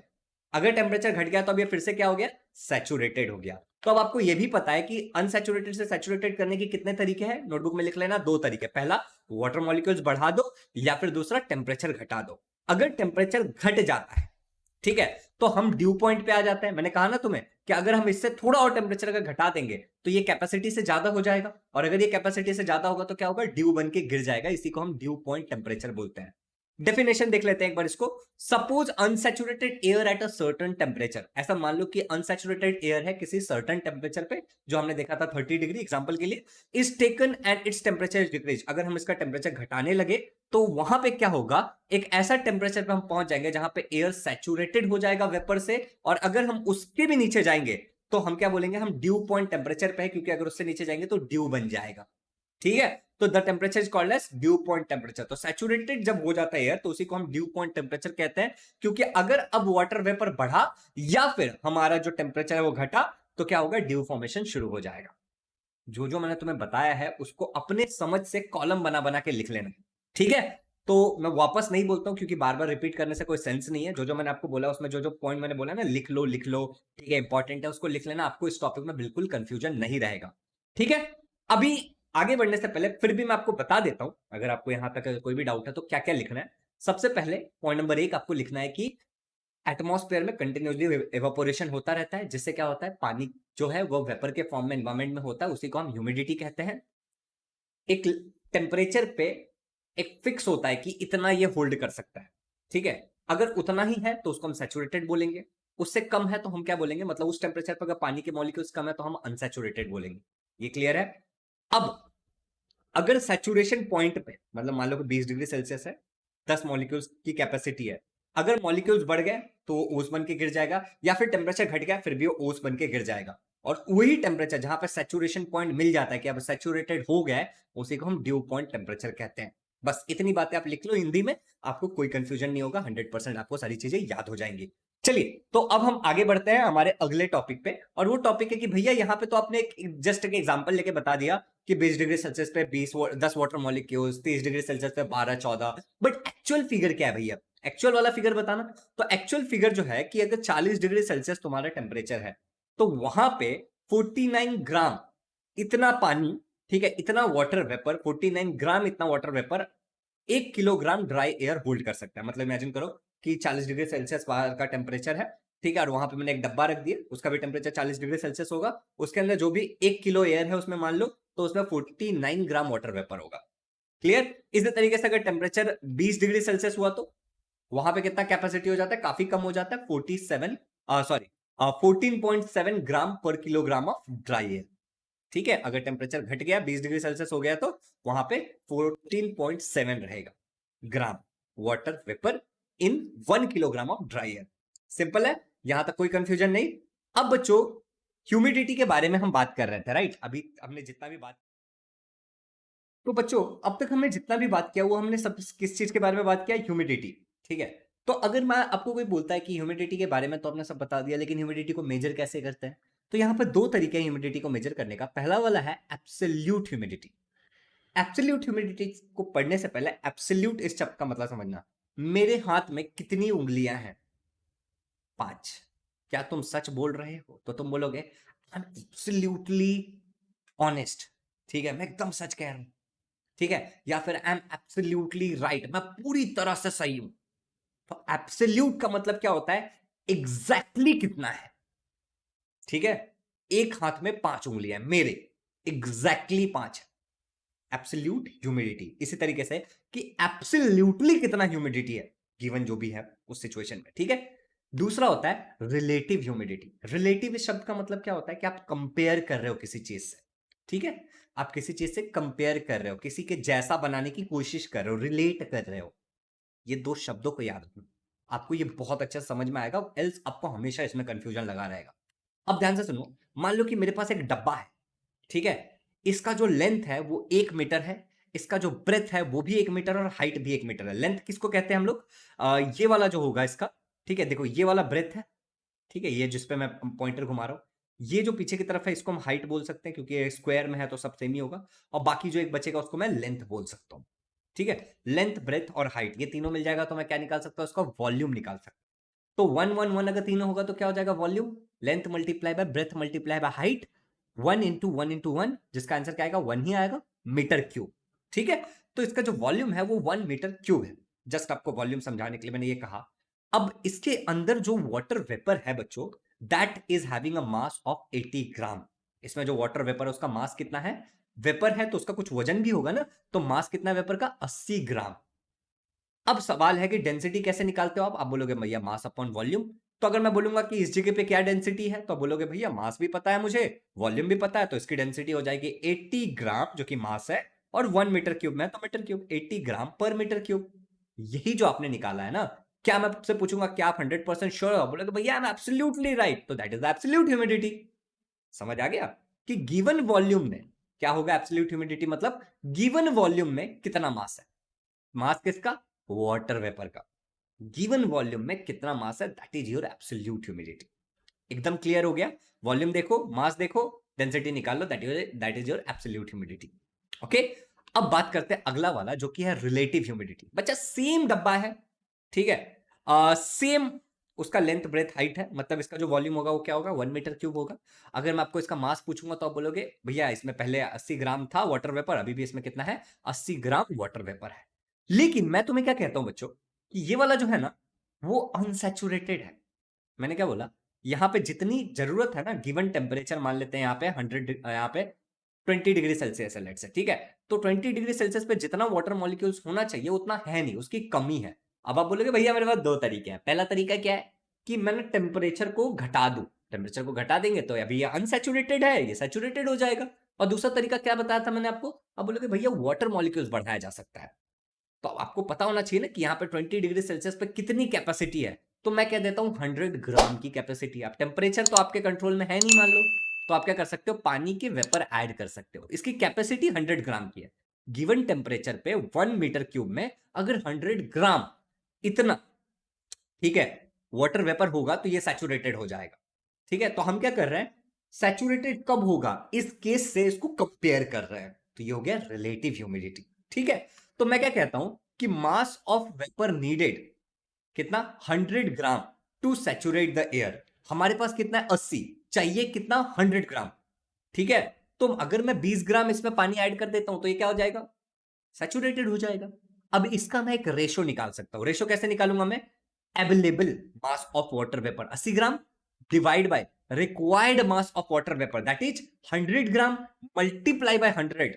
जैसे मैं करूंगा तो मुझे एक परसेंटेज मिल जाएगा, एंड दैट इज कि 80% यहां पर रिलेटिव ह्यूमिडिटी है। मतलब एक्चुअली अगर 1 मीटर क्यूब इतना एरिया गिवन टेम्परेचर पे मेरे पास है, और अगर वो सैचुरेटेड है, और ये वाला जो है, दोनों में कितना सिमिलैरिटी है, तो तुम बोलोगे 80% की सिमिलैरिटी है, that is your relative humidity. मतलब अगर मैं इसको 20% से बढ़ा देता हूं तो ये भी मेरा सैचुरेटेड हो जाएगा। तो मैंने रिलेट किया। मतलब सिंपली अगर मैं आपको बोलता हूं कि रिलेटिव ह्यूमिडिटी मतलब क्या, तो ये सारा कहानी भूल के आप सिंपल इतना बोल सकते हो कि अगर मेरे पास अनसैचुरेटेड है और अगर मुझे उसको सैचुरेटेड बनाना है तो मुझे गिवन वॉल्यूम में कितना मास चाहिए। अभी जो मैंने सेंटेंस बोला उसको हिंदी में याद कर लेना, लिख लेना, हो गया रिलेटिव ह्यूमिडिटी। थोड़ी सी और बातें करते हैं, अगर रिलेटिव ह्यूमिडिटी को पढ़ ही लिया है तो ये इंपॉर्टेंट बातें भी सुन लो। The relative humidity at the dew point is 100%। अगर कहीं पे ड्यू फॉर्मेशन हो रहा है, जैसे आप कभी कभी देखते हो कि ठंड के मौसम में ड्यू फॉर्म होता है, ओस बनता है, तो वहां पे जो रिलेटिव ह्यूमिडिटी होगा 100% होगा, क्योंकि आपको पता है कि जब वाटर जो एटमॉस्फेयर हो जब सैचुरेटेड हो जाता है तभी ड्यू फॉर्म होना शुरू होता है, राइट। तो if the relative humidity is more than 60%, अगर रिलेटिव ह्यूमिडिटी 60% से ज्यादा होता है तो हमें ह्यूमिड फील होता है, और मतलब थोड़ा थोड़ा पानी जैसा फील होगा। और अगर रिलेटिव ह्यूमिडिटी उससे कम होता है तो हमें लगता है कि एयर ड्राई है, सूखा सूखा हवा। ये सिंपल सी बातें हैं, आप इसको याद रख सकते हो। रिलेटिव ह्यूमिडिटी जब 100% होगा तभी ड्यू फॉर्म होगा, क्वेश्चन पूछा जा सकता है इससे रिलेटेड। और अगर 60% से ज्यादा हुआ तो हमें क्या लगता है, ह्यूमिड है, मॉइस्चर बहुत ज्यादा है। और अगर कम है तो हमें क्या लगता है कि यार ड्राई। ठीक है, अब देखो यार, एरोप्लेन को तो आपने उड़ता देखा ही होगा। एरोप्लेन के पीछे ऐसे क्लाउड बन जाता है। ऐसा क्लाउड क्यों बनता है, क्योंकि जो एरोप्लेन से जो गैसेस निकलते हैं वो थोड़े गर्म होते हैं, और आसपास का जो हवा होता है वो ठंडा होता है ऊपर की तरफ। ठीक है, the vapour release from the aeroplane engine condenses to form cloud. तो जो वेपर यहां से रिलीज होता है गैसेस का, वो कंडेंस हो जाता है क्लाउड फॉर्म होने के लिए। और ये क्लाउड कब तक रहेगा, वो डिपेंड करता है आसपास के सिचुएशन के ऊपर, टेम्परेचर के ऊपर। तो यही कारण है, गर्म निकलता है, आसपास ठंडा है, तो फट से उसको क्या कर देता है, क्लाउड फॉर्म कर देता है। साथ ही साथ हमने पढ़ा था कि ये वाटर बॉटल मैंने निकाल के रखा तो इस पे वाटर वेपर मुझे देखने को मिला। ऐसा क्यों हुआ, क्योंकि जो हवा है वो ठंडा हो गया। मतलब देखो, यहाँ पे जो है ये बर्फ है और आसपास का जो हवा है उसको उसने ठंडा कर दिया।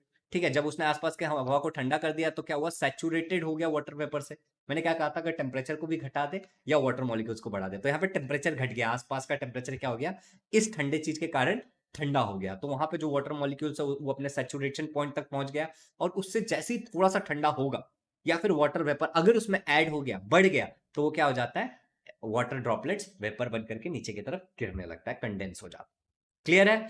अगर यहां तक के सारे टॉपिक को अच्छे से आपने समझ लिया है तो आपको कोई दिक्कत नहीं होगा, बहुत आसान है ये सब। ठीक है, अब सवाल ये उठता है कि भैया हीट हीट हीट के बारे में आप बात कर रहे हो। हीट को हम लोग ना क्यू लेटर से डिनोट करते हैं, ये भी लिख लीजिएगा चाहिए होगा तो। और इसका यूनिट क्या है, तो देखो हीट एक प्रकार का एनर्जी है, तो इसका जो एसआई यूनिट होगा दैट इज जूल।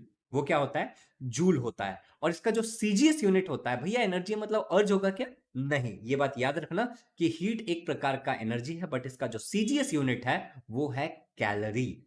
एक और कमाल की बात यहीं पे याद रखना, कैलोरी जूल से बड़ा है। हालांकि ये सीजीएस है लेकिन बड़ा है। ये 2 पॉइंट यहाँ पे लिख लेना, ये काम आएगा आपको, ठीक है। थोड़ा सा और जिक्र करते हैं कि भैया ये कैलोरी अगर बढ़ा है तो 1 कैलोरी मतलब क्या, राइट। 1 कैलोरी मतलब क्या, 1 सेंटीमीटर मतलब इतना, ठीक है। 1 सेंटीमीटर मतलब इतना, 1 मीटर मतलब इतना, तो वैसे ही 1 कैलोरी मतलब कितना। तो देखो जरा यूनिट ऑफ हीट में कैलोरी को समझते हैं जरा। मान लो कि मेरे पास एक बर्नर है, यहाँ पे एक टेस्ट ट्यूब है, टेस्ट ट्यूब में मैंने 1 ग्राम पानी लिया है, ठीक है। और ये 1 ग्राम जो पानी है मेरा, इसका जो अभी टेम्परेचर है लेट्स से कि वो है 14.5 डिग्री सेल्सियस। मैंने पानी का टेम्परेचर नोटिस किया, 14.5 डिग्री सेल्सियस है। और अब मैं इसको हीट कर रहा हूं, मुझे टेम्परेचर करना है 15.5 डिग्री सेल्सियस। मतलब 1 ग्राम पानी का मुझे 1 डिग्री सेल्सियस से टेम्परेचर बढ़ाना है। 1 ग्राम पानी का मुझे 1 डिग्री सेल्सियस से टेम्परेचर बढ़ाना है। अब जो हीट एनर्जी मैं इसको दे रहा हूं दैट इज 1 कैलोरी। समझते हैं बात को डेफिनेशन से। The amount of heat necessary to raise the temperature of 1 gram of water by 1 degree Celsius from 14.5 to 15.5 degree. मतलब एग्जाम्पल 14.5 से 15.5 डिग्री सेल्सियस, 1 डिग्री से मैंने टेम्परेचर को बढ़ा दिया, कितना, 1 ग्राम पानी का। तो जो हीट मैंने दिया है वो 1 कैलोरी हीट है। एक और बात, 1 कैलोरी का मतलब होता है 4.18 जूल। 1 कैलोरी का मतलब कितना होता है, 4.18 जूल। अब एक और बात, मान लो कि ये तो 1 कैलोरी हो गया भैया, जैसे 1 ग्राम होता है। अब 1 किलो मतलब कितना होता है, तो आप बोलते हो 1000। तो मान लो कि यहाँ पे मेरे पास 1 किलोग्राम वाटर है। तुम्हारे मन में सवाल आएगा, भैया वाटर तो लिक्विड है तो उसको लीटर में मेजर करेंगे। लीटर में हम वॉल्यूम को मेजर करते हैं। वाटर का मास होता है कुछ, तो इसको हम ग्राम में मेजर कर सकते हैं। जिसका भी कुछ मास होता है, मास का यूनिट क्या है, किलोग्राम, ग्राम, ठीक है। तो हम इसको मेजर कर सकते हैं। तो 1 किलोग्राम वाटर है मान लो। अब 1 किलोग्राम को वाटर को, the amount of heat necessary to raise the temperature of 1 kg of water by 1 degree Celsius, 1 degree Celsius से, फ्रॉम ये टेम्परेचर से इस टेम्परेचर तक, मतलब यहां से यहां तक डिफरेंस कितना है, 14.5 टू 15.5, 1 डिग्री सेल्सियस। इसी को मैं 1 किलो कैलोरी बोलूंगा। तो 1 किलो कैलोरी मतलब कितना कैलोरी होगा, 1000 कैलोरी। को पता है, ये सिंपल है ना। चल, तो ये हो गया यूनिट ऑफ हीट के बारे में। यहां से जो इंपॉर्टेंट चीजें आपको याद रखनी वो क्या है, हीट एक प्रकार का एनर्जी होता है, उसका ऐसा यूनिट जूल है, मगर उसका सीजीएस यूनिट जो है वो अर्ज नहीं है, that is calorie. And calorie जो होता है वो बड़ा होता है जूल से। साथ ही साथ आपको क्या करना है, 1 कैलोरी मतलब कितना होता है, 1 ग्राम पानी को 1 डिग्री सेल्सियस से बढ़ाने जितना एनर्जी। 1 किलो कैलोरी मतलब कितना होता है, 1 केजी वाटर को 1 डिग्री सेल्सियस से बढ़ाने जितना एनर्जी।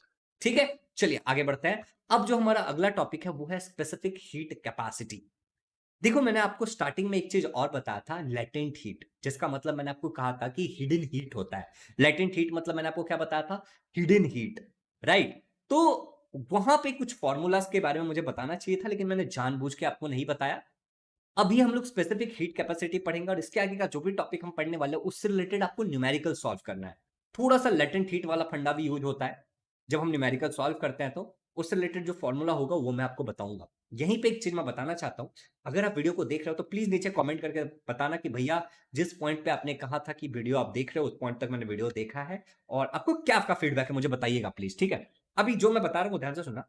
इस चैप्टर में आपको 3 प्रकार के न्यूमेरिकल्स देखने को मिलते हैं इसी वीडियो में, क्योंकि वन शॉट है। पहला टाइप ए, टाइप बी और टाइप सी, जिसमें स्पेसिफिक हीट कैपेसिटी से रिलेटेड न्यूमेरिकल्स है। तो ध्यान से सुनना कि क्या सिखा रहा हूं मैं। स्पेसिफिक हीट कैपेसिटी, मैंने स्पेसिफिक इस वर्ड का मतलब आपको बताया था कुछ खास, ठीक है। हीट कैपेसिटी मतलब हीट रखने की क्षमता।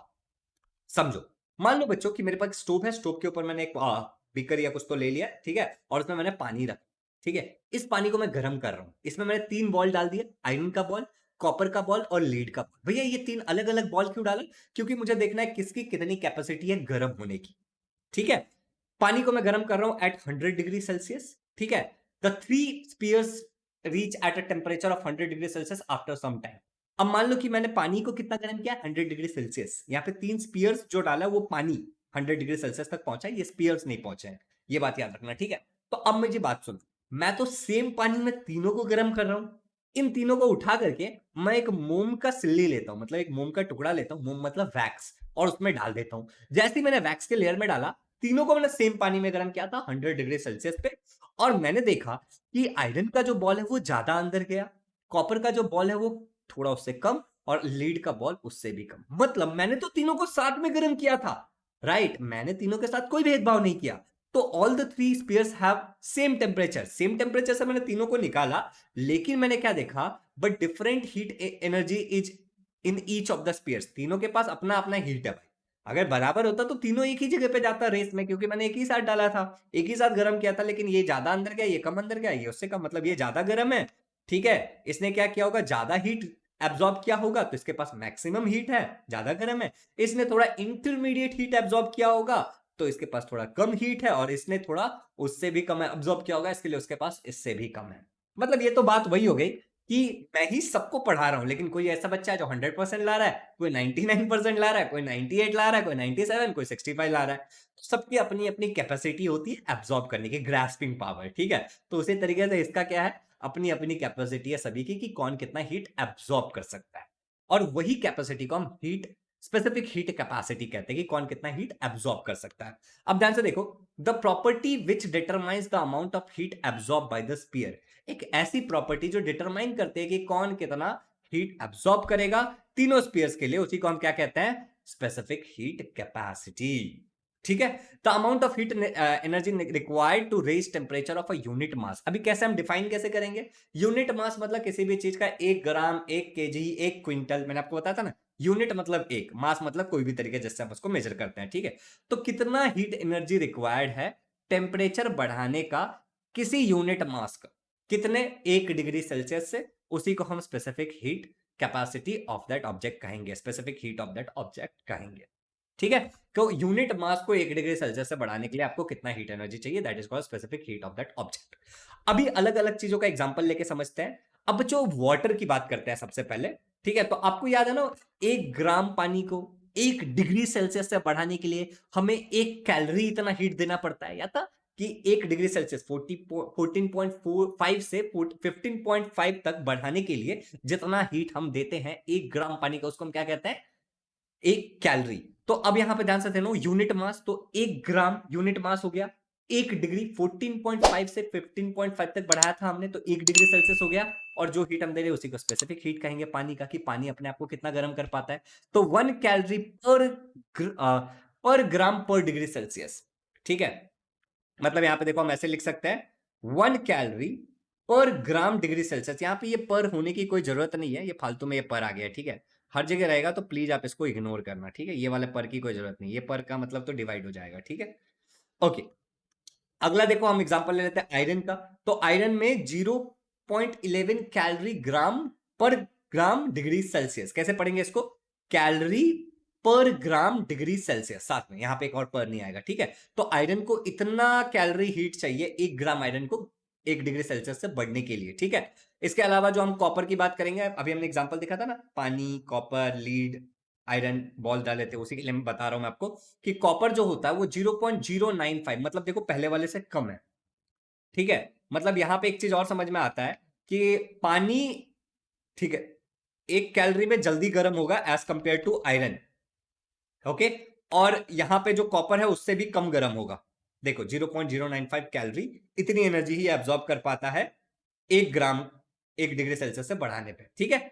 और यहां पे लीड जो है वो 0.03 कैलोरी पर ग्राम डिग्री सेल्सियस, ठीक है। यहां पे पर हम लिख भी सकते हैं, ये भी ध्यान से सुनो, यहां पे पर लिखना चाहिए वैसे, कारण क्या है, क्योंकि हम एक से ही बढ़ा रहे हैं ना, इसके लिए हम यहाँ पे पर लिख भी सकते हैं, कोई दिक्कत नहीं है, ठीक है। यहाँ पे हम पर लिख सकते हैं क्योंकि हम 1 डिग्री सेल्सियस से ही बढ़ा रहे हैं, उससे ज्यादा नहीं बढ़ा रहे इन एग्जांपल्स। चलो, लेकिन याद रखना डिवाइड नहीं डालेंगे। तो यहां तक क्लियर हो गया। सीजीएस यूनिट क्या होगा, सीजीएस यूनिट हमारा कैलोरी ग्राम डिग्री सेल्सियस, और एसआई यूनिट क्या है हमारा, joule KG degree Celsius, okay. ये बात भी हमें याद रखना है, ये इंपॉर्टेंट है, एग्जाम में पूछने की संभावना होती है इसकी। अब यहाँ पे तुम्हें दिख नहीं रहा होगा तो मैं थोड़ा सा ऐसा हट जाता हूं, देख लिया होगा तुमने, बुक में भी सब कुछ लिखा हुआ है, तो बुक में से भी थोड़ा सा उपयोग करना। चलो, तो अभी एक इंपॉर्टेंट बात जो मैं आप लोगों को सिखाना चाहता हूं वो है कि जो हीट एक्सचेंज है, ठीक है, जिसके बारे में अभी हम थोड़ी देर बाद पढ़ेंगे, ठीक है, तो वो 3 फैक्टर्स पे डिपेंड करता है। तो ये वाला जो बात की चीज है तो इसको मैं बाद में बताऊंगा, जब मैं हीट एक्सचेंज के बारे में आपको बताऊंगा। तो अभी हम लोग थोड़ा सा ना हीट यही पे बता देता हूँ, चलो। तो अगर किसी भी चीज में हीट एक्सचेंज हो रहा है, जैसे कि एग्जांपल के लिए बात को समझना, हमने क्या किया, पानी को गर्म किया और उसके अंदर 3 प्रकार के बॉल्स डाले, राइट। पानी को गर्म किया और उसमें 3 प्रकार के बॉल्स डाले, तो पानी को हमने गर्म किया, गर्म पानी में से आयरन, कॉपर और लीड ने अपना अपना हीट को एब्जॉर्ब कर लिया, मतलब ट्रांसफर हुआ, राइट, हीट का ट्रांसफर हुआ। तो जो हीट का जो ट्रांसफर होता है वो 3 चीजों पर डिपेंड करता है। प्रथम, वो डिपेंड करता है मास ऑफ दैट सब्सटेंस पे, कि तुम्हारे पास कितना आयरन था, कितना कॉपर था, कितना गोल्ड था, ठीक है, कितना लीड था, कितना पानी था, मास एम पे, ठीक है। दूसरा जो डिपेंड करता है that is on the specific heat capacity. हमने बात किया ना कि वाटर का अलग था, आयरन का अलग था, कॉपर का अलग था, लीड का अलग था, specific heat capacity. Specific heat capacity को हम लोग लेटर सी से डिनोट करते हैं, स्मॉल सी। बच्चों उसके बाद एक चीज पे और डिपेंड करता है, ये डिफरेंस इन द टेम्परेचर, ठीक है, कि पहले से वो कितना गर्म था, तुमने कितना गर्म किया, मतलब इंक्रीज इन द टेम्परेचर पे डिपेंड करेगा या फिर डिक्रीज इन द टेम्परेचर पे डिपेंड करेगा, मतलब चेंज इन टेम्परेचर पे डिपेंड करेगा। डिफरेंस मतलब चेंज, इंक्रीज कितना हुआ, डिक्रीज कितना हुआ, इन फैक्टर्स पे डिपेंड करेगा। अब जरा ध्यान से सुनना मेरी बात। इमेजिन करो कि मेरे पास एक टेबल है, इस टेबल के ऊपर मैंने एक बर्नर डाल दिया, बर्नर के ऊपर मैंने कोई तो एक डब्बा लिया, और ये कोई तो एक मेटल का डब्बा है, और उसको मैं अब हीट कर रहा हूं। स्पेसिफिक हीट कैपेसिटी को मैं सी से डिनोट करता हूं, मास इस सब्सटेंस का एम है, और इंक्रीज इन द टेम्परेचर इसका जो हो रहा है, मतलब पहले इसका जो भी टेम्परेचर था उससे जो इसका टेम्परेचर बढ़ रहा है उसको मैं डेल्टा टी बोलूंगा, इसको मैं डेल्टा बोलता हूं। डेल्टा मतलब डिफरेंस, ठीक है, यहां पे। तो इसका स्पेसिफिक हीट कैपेसिटी क्या है, सी है, इस चीज का मास एम है, और इसमें जो चेंज इन टेम्परेचर आया वो आया डेल्टा टी। तो अब यहां पे अगर मैं कुल मिला के अगर इसको एक फॉर्मूला से रिप्रेजेंट करने जाऊं, तो इसने जो हीट एब्जॉर्ब किया होगा, एक्सचेंज इन हीट हुआ है ना यहाँ पे, तो जो हीट इसने एब्जॉर्ब किया उसका फॉर्मूला होता है एमसी डेल्टा टी। एक बात यहीं पे ध्यान दो, मैं बार बार इस चीज को रिपीट करने वाला हूं अब आगे लेक्चर में। क्या यहाँ पे ये जो सॉलिड सब्सटेंस था, ये जो बॉक्स है मेरे पास, ये सॉलिड है ना, ठीक है, ये बॉक्स मेरे पास सॉलिड है, क्या ये इसका स्टेट चेंज हुआ, क्या ये लिक्विड या गैस बना, नहीं बना। तो अगर तुम्हारा जो भी सब्सटेंस है वो खाली हीट एब्जॉर्ब करके वो टेम्परेचर बढ़ रहा है या घट रहा है, कुछ भी हो रहा है, ठीक है, तो ये वाला फॉर्मूला यूज करेंगे हम, Q is equal to M C delta T. ये मैं आगे भी बताऊंगा आपको, बट ये याद रखना, ठीक है।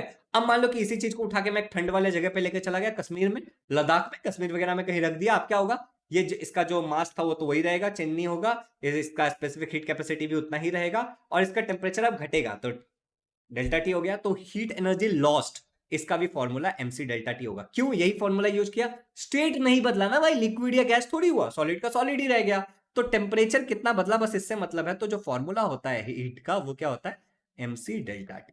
तो ये वाला फॉर्मूला हम कब यूज करेंगे, जब भी स्टेट नहीं बदलेगा, खाली टेम्परेचर में डिफरेंस आएगा। गर्म करोगे टेम्परेचर बढ़ जाएगा, ठंडा करोगे टेम्परेचर घट जाएगा, टेम्परेचर में अंतर आया और कुछ नहीं हुआ, तो ये वाला फॉर्मूला। स्टेट बदल जाता तो कोई और फॉर्मूला था जिसके बारे में आगे बात करेंगे।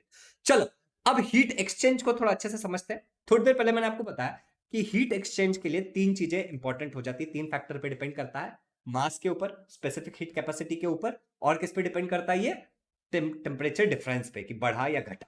चलो अब मान लेते हैं हीट एक्सचेंज वाला, अच्छे समझाता हूं मैं आपको। ये मान लो एक बॉक्स है, इसके अंदर एक गर्म ऑब्जेक्ट है और एक ठंडा ऑब्जेक्ट मैंने साथ में रख दिया। ये जो बॉक्स है बच्चों, ये बॉक्स हमारा हीट रेजिस्टेंट बॉक्स है। वो थर्मस वगैरह होता है ना, जिसमें ना बाहर की गर्मी का असर होता है, और ठंडा रखो तो ठंडा रहता है, गर्म रखो तो गर्म रहता है, वही वाला बॉक्स है, ठीक है। तो हीट रेजिस्टेंट मटेरियल से बना हुआ है ये। अभी देखो, एक हॉट ऑब्जेक्ट और एक कोल्ड ऑब्जेक्ट साथ में रख दिया मैंने इसके अंदर। अब दुविधा है कि ठंडा रखूं कि गर्म करूं। अब क्या होता है यहां पे, ये जो हॉट ऑब्जेक्ट है इसमें से हीट एनर्जी कोल्ड वाले ऑब्जेक्ट की तरफ जाने लगता है। हाई टू लो फ्लो होता है, पता है ना आपको। तो इसका ज्यादा टेम्परेचर, इसका कम टेम्परेचर है, मतलब इसका ज्यादा हीट एनर्जी, इसका कम एनर्जी है, तो हाई से लो की तरफ टेम्परेचर फ्लो होते रहेगा। भैया ये कब तक होगा, ये कब तक होगा भैया, तो सुनो। The cold object gains heat, cold object heat gain कर रहा है energy, and hot object loses heat energy, hot object अपना हीट एनर्जी को लूज कर रहा है। एक ऐसा टाइम आएगा दोनों का सेम टेम्परेचर हो जाएगा, ठीक है। Heat lost by the hot object, जितना हीट हॉट ऑब्जेक्ट ने लूज किया उतना ही हीट कौन एब्जॉर्ब करेगा, कोल्ड ऑब्जेक्ट। तो ओवरऑल जो टेम्परेचर रहेगा यहाँ पे जो बॉक्स का वो सेम रहेगा, लेकिन हीट का एक्सचेंज हुआ, ज्यादा से कम की तरफ गया। इसी बात को हम हीट एक्सचेंज कहते हैं, या फिर प्रिंसिपल ऑफ हीट एक्सचेंज कहते हैं, कि जितना हीट एक हॉट ऑब्जेक्ट लूज करेगा उतना ही हीट एक कोल्ड ऑब्जेक्ट गेन करेगा। दोनों में कुछ ज्यादा अंतर नहीं होगा, दोनों सेम ही होगा। प्रिंसिपल ऑफ हीट एक्सचेंज इसी को कहा जाता है। इस पे क्वेश्चन पूछते हैं, क्या लिखोगे, heat lost by the hot object is equal to the heat gained by the cold object, this is called as principle of heat exchange. It is very important, याद रखना। ओके, अब आगे बढ़ते हैं। एक चीज के बारे में आप अपने चैप्टर में पढ़ते हो, दैट इज कैलोरीमीटर। कैलोरीमीटर क्या है, एक ऐसा चीज है जो किसी भी चीज की स्पेसिफिक हीट को मेजर कर सकता है। स्पेसिफिक हीट क्या होता है, कोई भी मटेरियल का यूनिट मास, मतलब 1 ग्राम या फिर 1 kg को 1 डिग्री सेल्सियस से बढ़ाने के लिए कितना हीट देना पड़ेगा, उसको हम स्पेसिफिक हीट कहते हैं, पढ़ा था हमने। अब उसको मेजर करने के लिए, फॉर एग्जांपल मान लो कि मेरे पास ये मेरा फोन है, इस फोन की ही स्पेसिफिक हीट कैपेसिटी कितनी है मुझे जानना है। तो इसके लिए मुझे जिस इंस्ट्रूमेंट का इस्तेमाल करना है वो कैलोरीमीटर है। ठीक है, उस कैलोरीमीटर में मैं अपने फोन को डाल दूंगा, फोन मेरा ऑब्जेक्ट हो गया। या फिर मान लो कि मेरे पास एक आयरन का बॉल है, उसको मैं डाल दूंगा, आयरन का बॉल मेरा ऑब्जेक्ट हो गया, कैलोरीमीटर उसका स्पेसिफिक हीट बता देगा। भैया कैसे बताएगा, ध्यान से समझते हैं। ये जो कैलोरीमीटर, इसका कंस्ट्रक्शन समझते हैं पहले, ठीक है। तो ये कैलोरीमीटर के ऊपर जो है वो क्या है, हीट रेजिस्टेंट लीड, मतलब एक ऐसा लीड है जिसमें से हीट बाहर नहीं जा पाएगा। ठीक है, इसके बाद ये वाला जो है ये आउटर वेसल है, बाहर के ब्लैक कलर का दिख रहा है आउटिंग, ये आउटर वेसल है। उसके बाद यहाँ पे जो एक गैप दिख रहा है तुम्हें, एक ऑरेंज कलर का कुछ तो दिख रहा है, उसके अंदर जो खालीपन खालीपन व्हाइट कलर का दिख रहा है नीचे की तरफ, उसको हम लोग क्या बोलेंगे, एयर कैविटी। इसमें हवा भरा हुआ है, कैविटी मतलब खड्डा, ठीक है, होल। यहाँ पे जो ऑरेंज वाला दिख रहा है वो क्या है, इनर वेसल, ठीक है। और यही हमारा पूरा कैलोरीमीटर है। अब देखो ध्यान से बात को समझना, यहाँ पे तीन चीजें इंपॉर्टेंट है, ठीक है। सबसे पहला क्या, इसके अंदर वाटर रखा हुआ है, देख रहे हो, इसके अंदर वाटर रखा हुआ है, तो वाटर इंपॉर्टेंट है। तीन चीजें इंपॉर्टेंट है, जैसे जैसे मैं बता रहा हूं ना वैसे वैसे याद करोगे। यहाँ पे स्क्रीन पे क्या लिख के आ रहा हूं बाद में रिलेट करना, ठीक है। तो यहाँ पे तीन चीजें इंपॉर्टेंट, सबसे पहले क्या, वाटर, ठीक है। दूसरा यहाँ पे इंपॉर्टेंट क्या है, जैसे कि मुझे इस फोन की स्पेसिफिक हीट कैपेसिटी जाननी है, तो वो ऑब्जेक्ट, ठीक है, जिसका मुझे जानना है। और तीसरा, जिस चीज का हम इस्तेमाल कर रहे हैं, कैलोरीमीटर। क्या क्या इंपॉर्टेंट है फिर से एक बार, पहला पानी, ठीक है।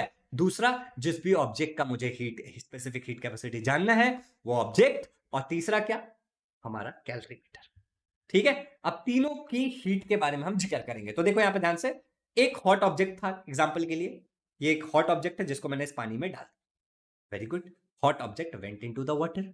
अब क्या होगा, ये हॉट ऑब्जेक्ट क्या, ये पानी ठंडा है, ये हॉट ऑब्जेक्ट गर्म है, तो ये गर्म ठंडा करने लगेगा पानी को, प्रिंसिपल ऑफ हीट एक्सचेंज, ये हीट लूज करने लगेगा, राइट। तो क्या हुआ यहां पे, ये धीरे धीरे धीरे धीरे ठंडा हो गया। अब ये अगर ठंडा हुआ तो ये तो हीट रेजिस्टेंट लीड था ना, यहां से तो हीट बाहर जाएगा नहीं। तो ये जो भी इसकी गर्मी थी, हॉट ऑब्जेक्ट जितने जितना भी हीट लूज किया, अरे भैया वो कहां गया, कहां जाएगा तुम बताओ मुझे। दो तीन चीजें इंपॉर्टेंट थी, कौन से, एक हॉट ऑब्जेक्ट, इसने हीट लूज किया है, तो जाएगा किसके पास, बाकी दो ऑब्जेक्ट के पास, कौन से, वाटर और कैलोरीमीटर। तुम्हें ये पता है प्रिंसिपल ऑफ हीट एक्सचेंज के हिसाब से, जितना हॉट ऑब्जेक्ट लूज करता है उतना ही गेन करता है। कौन, कोल्ड ऑब्जेक्ट। तो कोल्ड कौन सा था, कैलोरीमीटर और पानी।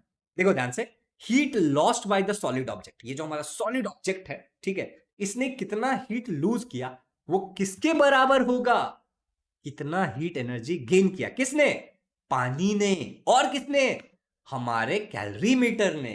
बात समझ आ गया। अब अगर मान लो कि मैं इसको Q बोल देता हूं, इसको Q1 बोल देता हूं और इसको Q2 बोल देता हूं, क्या बोला मैंने, heat lost by the solid object, heat को मैं Q से रिप्रेजेंट करता हूं, तो इस वाले को मैंने Q बोल दिया। Heat gained by the water मैंने Q1 बोल दिया, या QW बोल दो तुम लोग, हीट वाटर से related. Heat gained by the calorimeter Q2 बोल दो या QC बोल दो, क्या फर्क पड़ रहा है, ठीक है। तो ये मेरा एक फॉर्मूला बन गया कैलोरीमीटर वाले सम में, Q is equal to Q1 plus Q2। अब तुम्हें इन तीनों का सेपरेट फॉर्मूला निकालना है, क्योंकि देखो यार यहां पे एक चीज ध्यान से सुनना, क्या कहीं पे भी यहां पे क्या हो रहा है, खाली टेम्परेचर में बदलाव हो रहा है, लूज गेन हो रहा है, क्या यहां पे हमने ये बोला कि स्टेट बदल रहा है, नहीं, स्टेट तो नहीं बदल रहा है।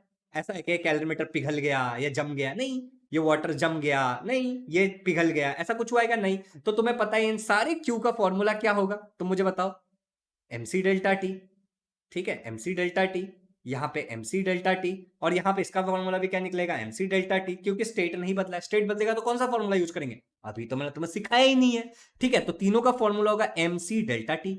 अब तुमसे मैं अगर पूछूंगा बता, इस वाले केस में ये एम क्या होगा, तो तुम बोलोगे ये एम इस वाले क्यू से रिलेटेड है और ये वाला क्यू इससे रिलेटेड है, तो ये हो जाएगा मास ऑफ दैट, ये क्या हो जाएगा, mass of this hot object, solid object.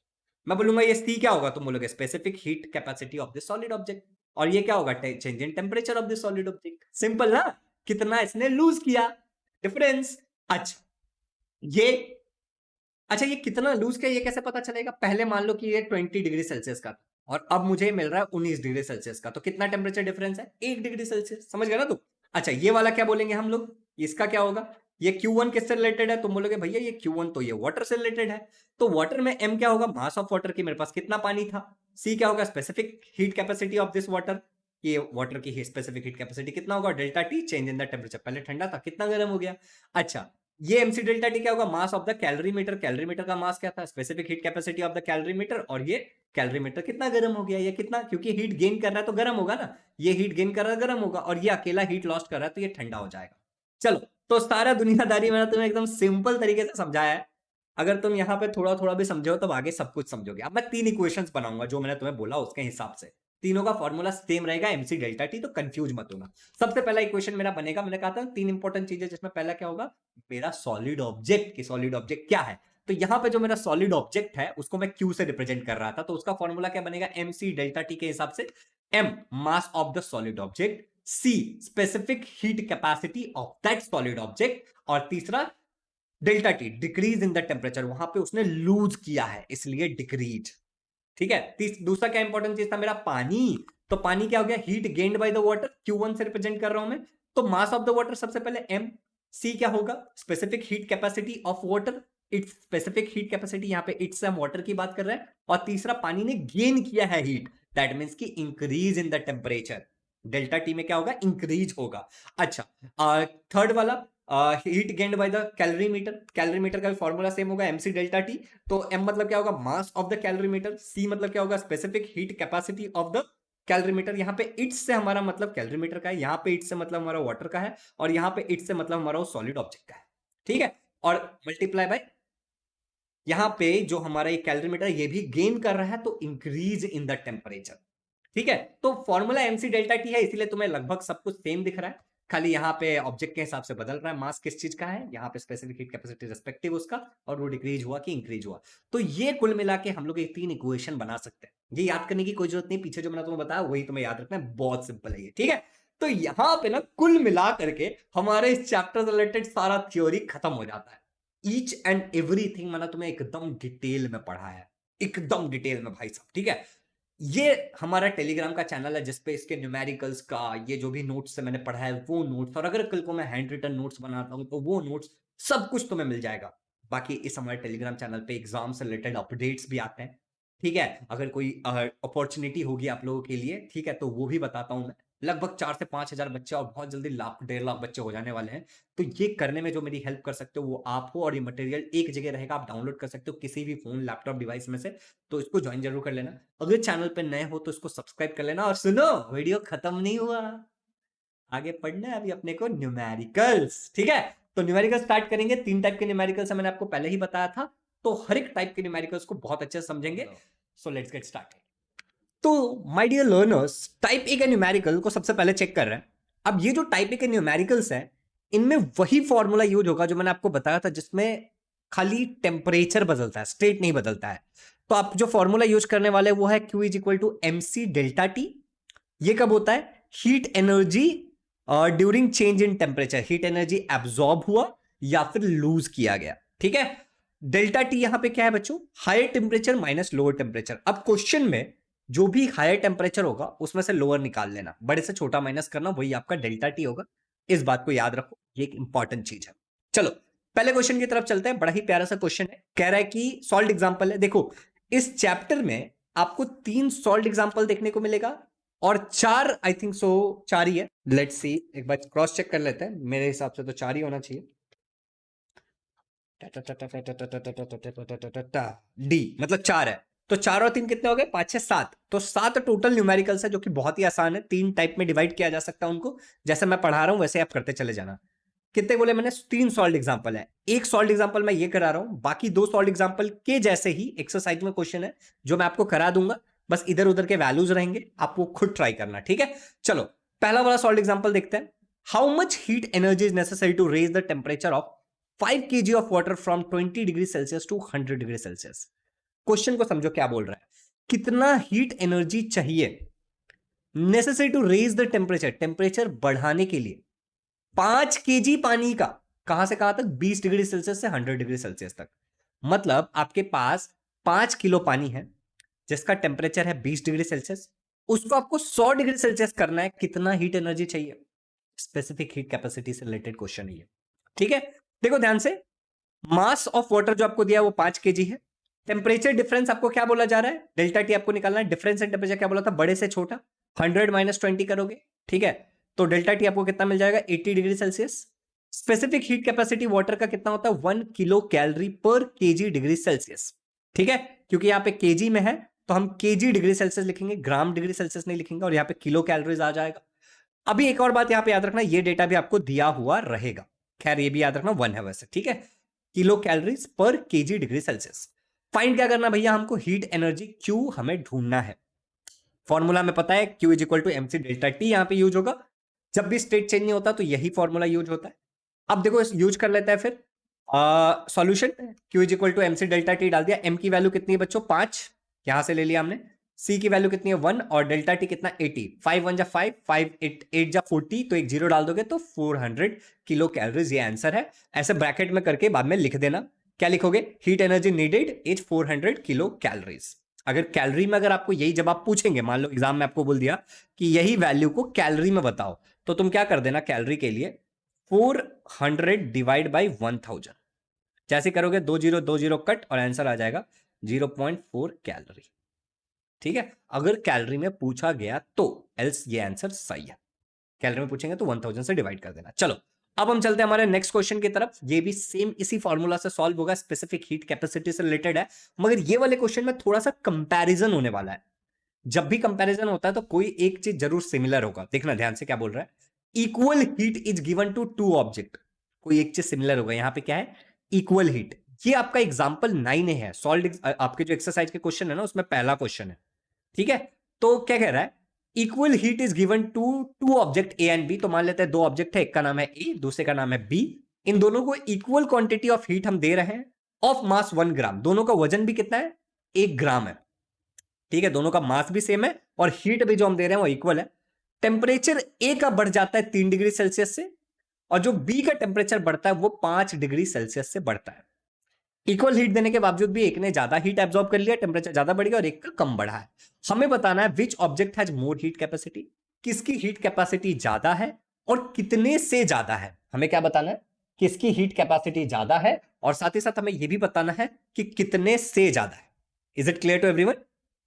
चलिए फिर बात करते हैं, सॉल्व करने की कोशिश करते हैं। हमें पता है इस केस में जो गिवन डेटा वो क्या क्या हमारे पास, ए ऑब्जेक्ट है, बी ऑब्जेक्ट है, दोनों का मास 1 1 ग्राम ही है, और दोनों का जो टेम्परेचर बढ़ रहा है, ए का 3 डिग्री सेल्सियस से बढ़ा और बी का 5 डिग्री सेल्सियस से बढ़ा। सिंपल टेबल बना लेना ऐसे। फाइंड क्या करना है आपको, C1 कितना है, C2 कितना है, एक दूसरे से कितना ज्यादा है, कंपेयर करके बताना है। तो C1 C2 दोनों ढूंढ लेंगे। मान लो ये 5 है, ये 3 है, तो हम बोल देंगे 2 से ज्यादा है, दूसरा 2 से कम है, ऐसे बता सकते हैं। तो दोनों ढूंढना है इनडायरेक्टली। अब देखो यहाँ पे जो फॉर्मूला होगा Q is equal to MC delta T, मगर एक बात जो याद रखने वाली है वो है कि Q A is equal to Q B. तुम बोलोगे भैया ये क्यों लिखा है यहाँ पे, फॉर्मूला तो ये यूज होगा, समझ आ गया, मगर भैया Q A equal to Q B क्यों लिखा? क्योंकि क्यू ए को जितना हीट दिया जा रहा है उतना ही हीट क्यू बी को भी दिया जा रहा है। इक्वल अमाउंट ऑफ हीट हम दोनों को दे रहे हैं, राइट? दोनों को इक्वल हीट दे रहे हैं तो दोनों इक्वल होगा, हीट एनर्जी तो हम दोनों को बराबर दे रहे हैं। ठीक है, तो हमने क्यू ए के लिए एम सी डेल्टा टी में नीचे ए लिख दिया, मतलब ये ए वाले के लिए हमने फॉर्मूला लिखा है, यही formula M C delta T. Equal to B वाले के लिए हम फॉर्मूला लिखेंगे एमसी डेल्टा टी, नीचे छोटा बी बी बी लिख लेंगे। मास क्या है इसका 1 है, स्पेसिफिक हीट कैपेसिटी मुझे नहीं पता, डेल्टा टी कितना है 3 डिग्री सेल्सियस से बढ़ गया था ये, तो 3 आ जाएगा, चेंज 3 का हुआ। इसका क्या है, मास 1 ही है। सी बी क्या होगा मुझे नहीं पता, यही तो ढूंढना है, specific heat capacity of B. और ये कितने से बढ़ा, 5 डिग्री सेल्सियस से बढ़ गया था। अब देखो यहाँ पे 3 1 जा 3, तो 3 सी ए आ जाएगा, ये 5 1 जा 5, ये कितना आ जाएगा 5 सी बी। अब अगर आपको सी ए ढूंढना है, बहुत सिंपल है ना, अगर आपको सीए ढूंढना है, सीए ढूंढना है तो 3 को उधर भेज दो, तो इक्वल टू क्या हो जाएगा 5 divide by 3 multiply by C B. तो 5 जो सीए का जो हीट कैपेसिटी है, स्पेसिफिक हीट कैपेसिटी है, वो 5/3 टाइम्स क्या होगा सीबी के। अच्छा, अगर सीबी ढूंढना होता तो हम क्या करते, ठीक है, अब इसका 5 डिवाइड बाई 3 कितना होता है 1.67, तो ये पॉजिटिव है, तो 1.67 सीबी से है। ओके, और अगर सीबी का ढूंढना होगा तो कैसे ढूंढोगे, सीबी इज इक्वल टू ये वाला लाइन देखो ऊपर वाला जिसपे मैं मार्क कर रहा हूं, यहां पे 5 को नीचे भेज दो तो 3/5 हो जाएगा, राइट, सी ए। इसका आंसर क्या आएगा भाई 0.6 सी ए। अब तुम अगर क्लियरली अगर तुम देखोगे, तो अगर मैं तुमसे पूछता हूं कि किसका ज्यादा है किसका कम है, तो कैसे बोल सकते हो, किसी एक को वैल्यू दे दो, ठीक है, किसी एक को सेम वैल्यू दे दो। तो फॉर एग्जांपल ये 1.67 है और ये 0.6 है, अगर मैं कह देता हूं कि सी ए की जो वैल्यू है 1 है, ठीक है, तो मान लेता है कि सी ए का मुझे ढूंढना है ना, तो सीबी का वैल्यू अगर मैं 1 ले लेता हूं तो ये 1.67 आ जाएगा आंसर। ठीक है, और यहाँ पे अगर मुझे सी बी ढूंढना और सी ए का अगर मैं 1 ले लूंगा तो ये कितना आ जाएगा 0.6, तो ज्यादा कौन है, तो मैं क्लियरली समझ में आ रहा है ज्यादा कौन है, दिख गया ना।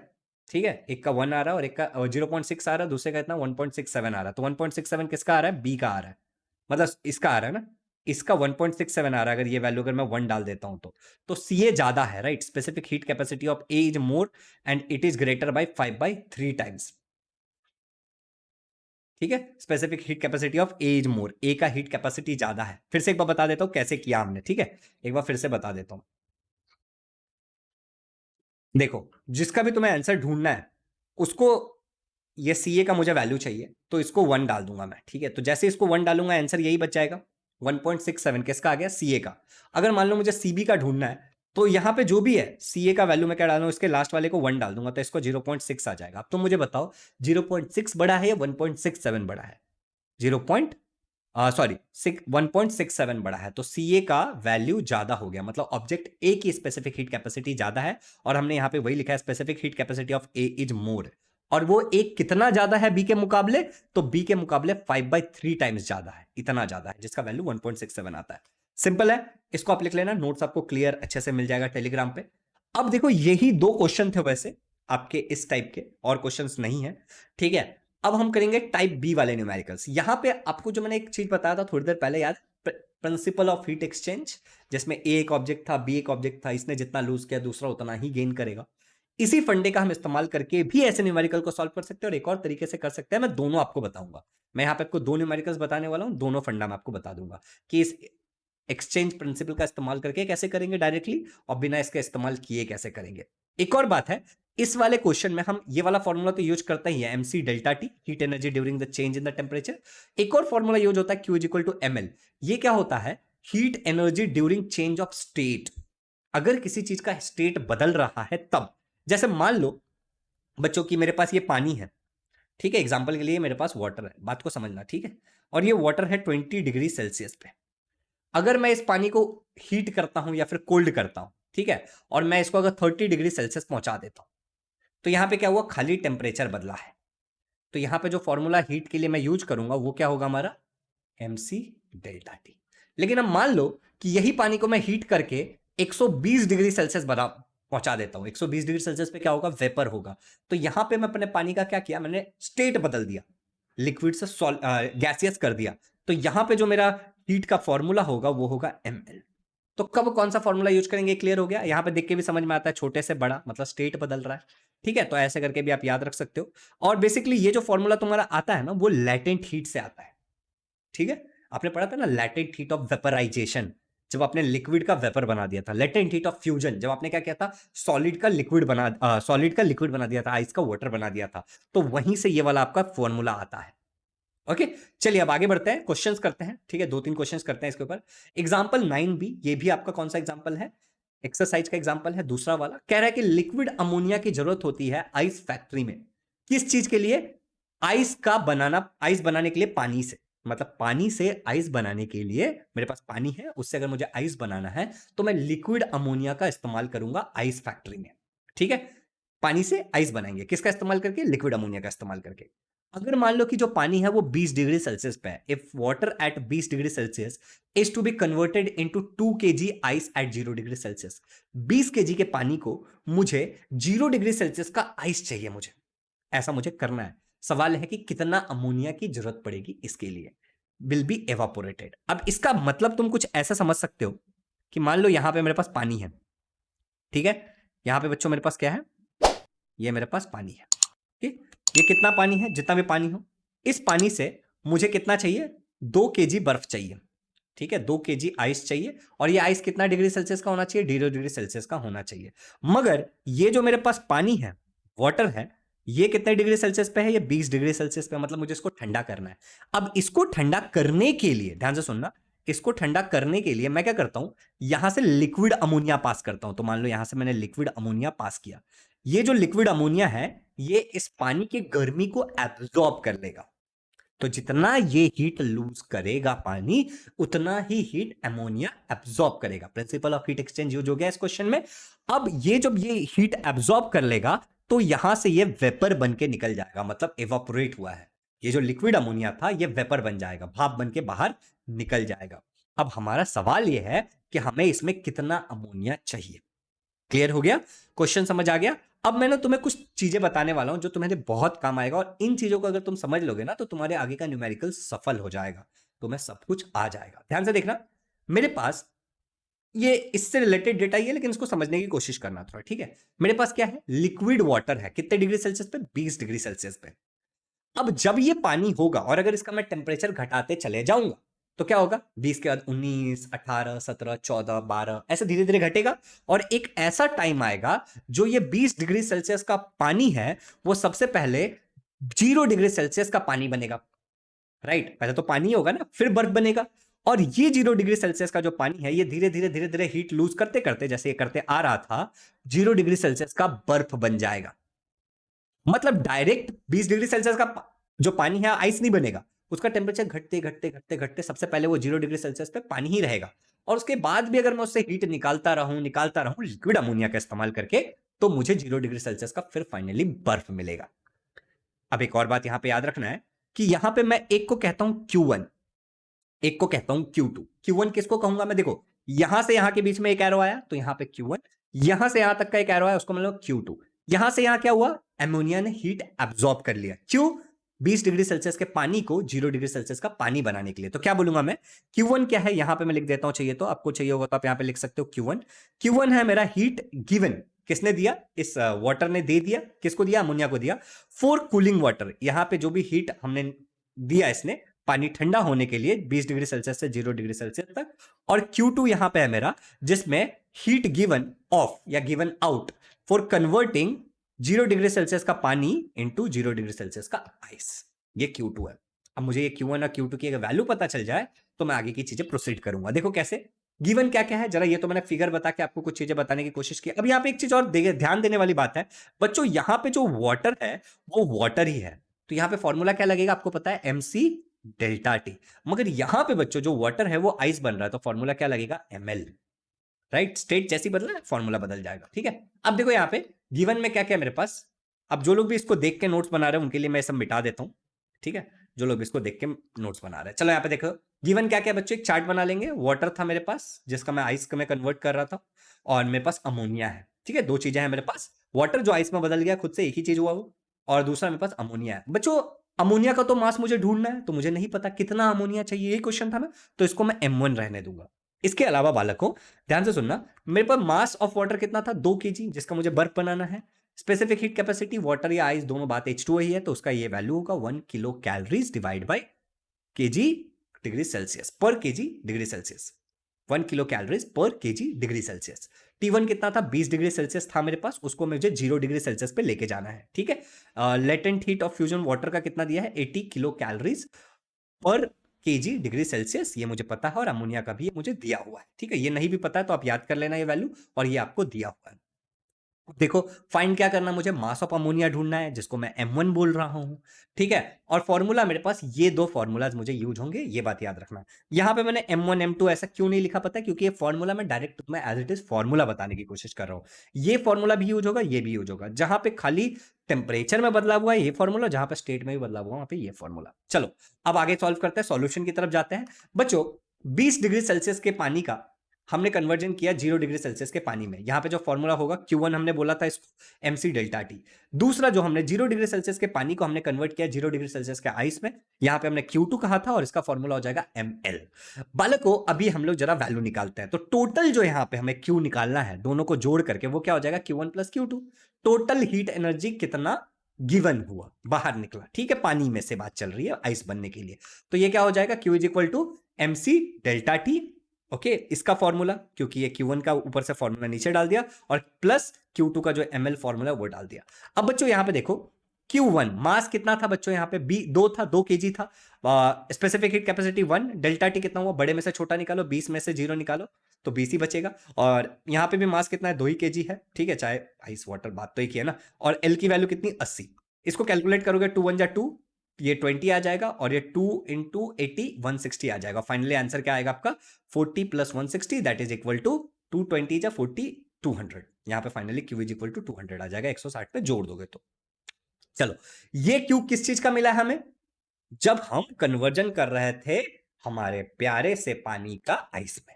तो इतना हीट जो है वो पानी ने दिया, जितना भी हीट पानी ने दिया वो हीट किसने लिया?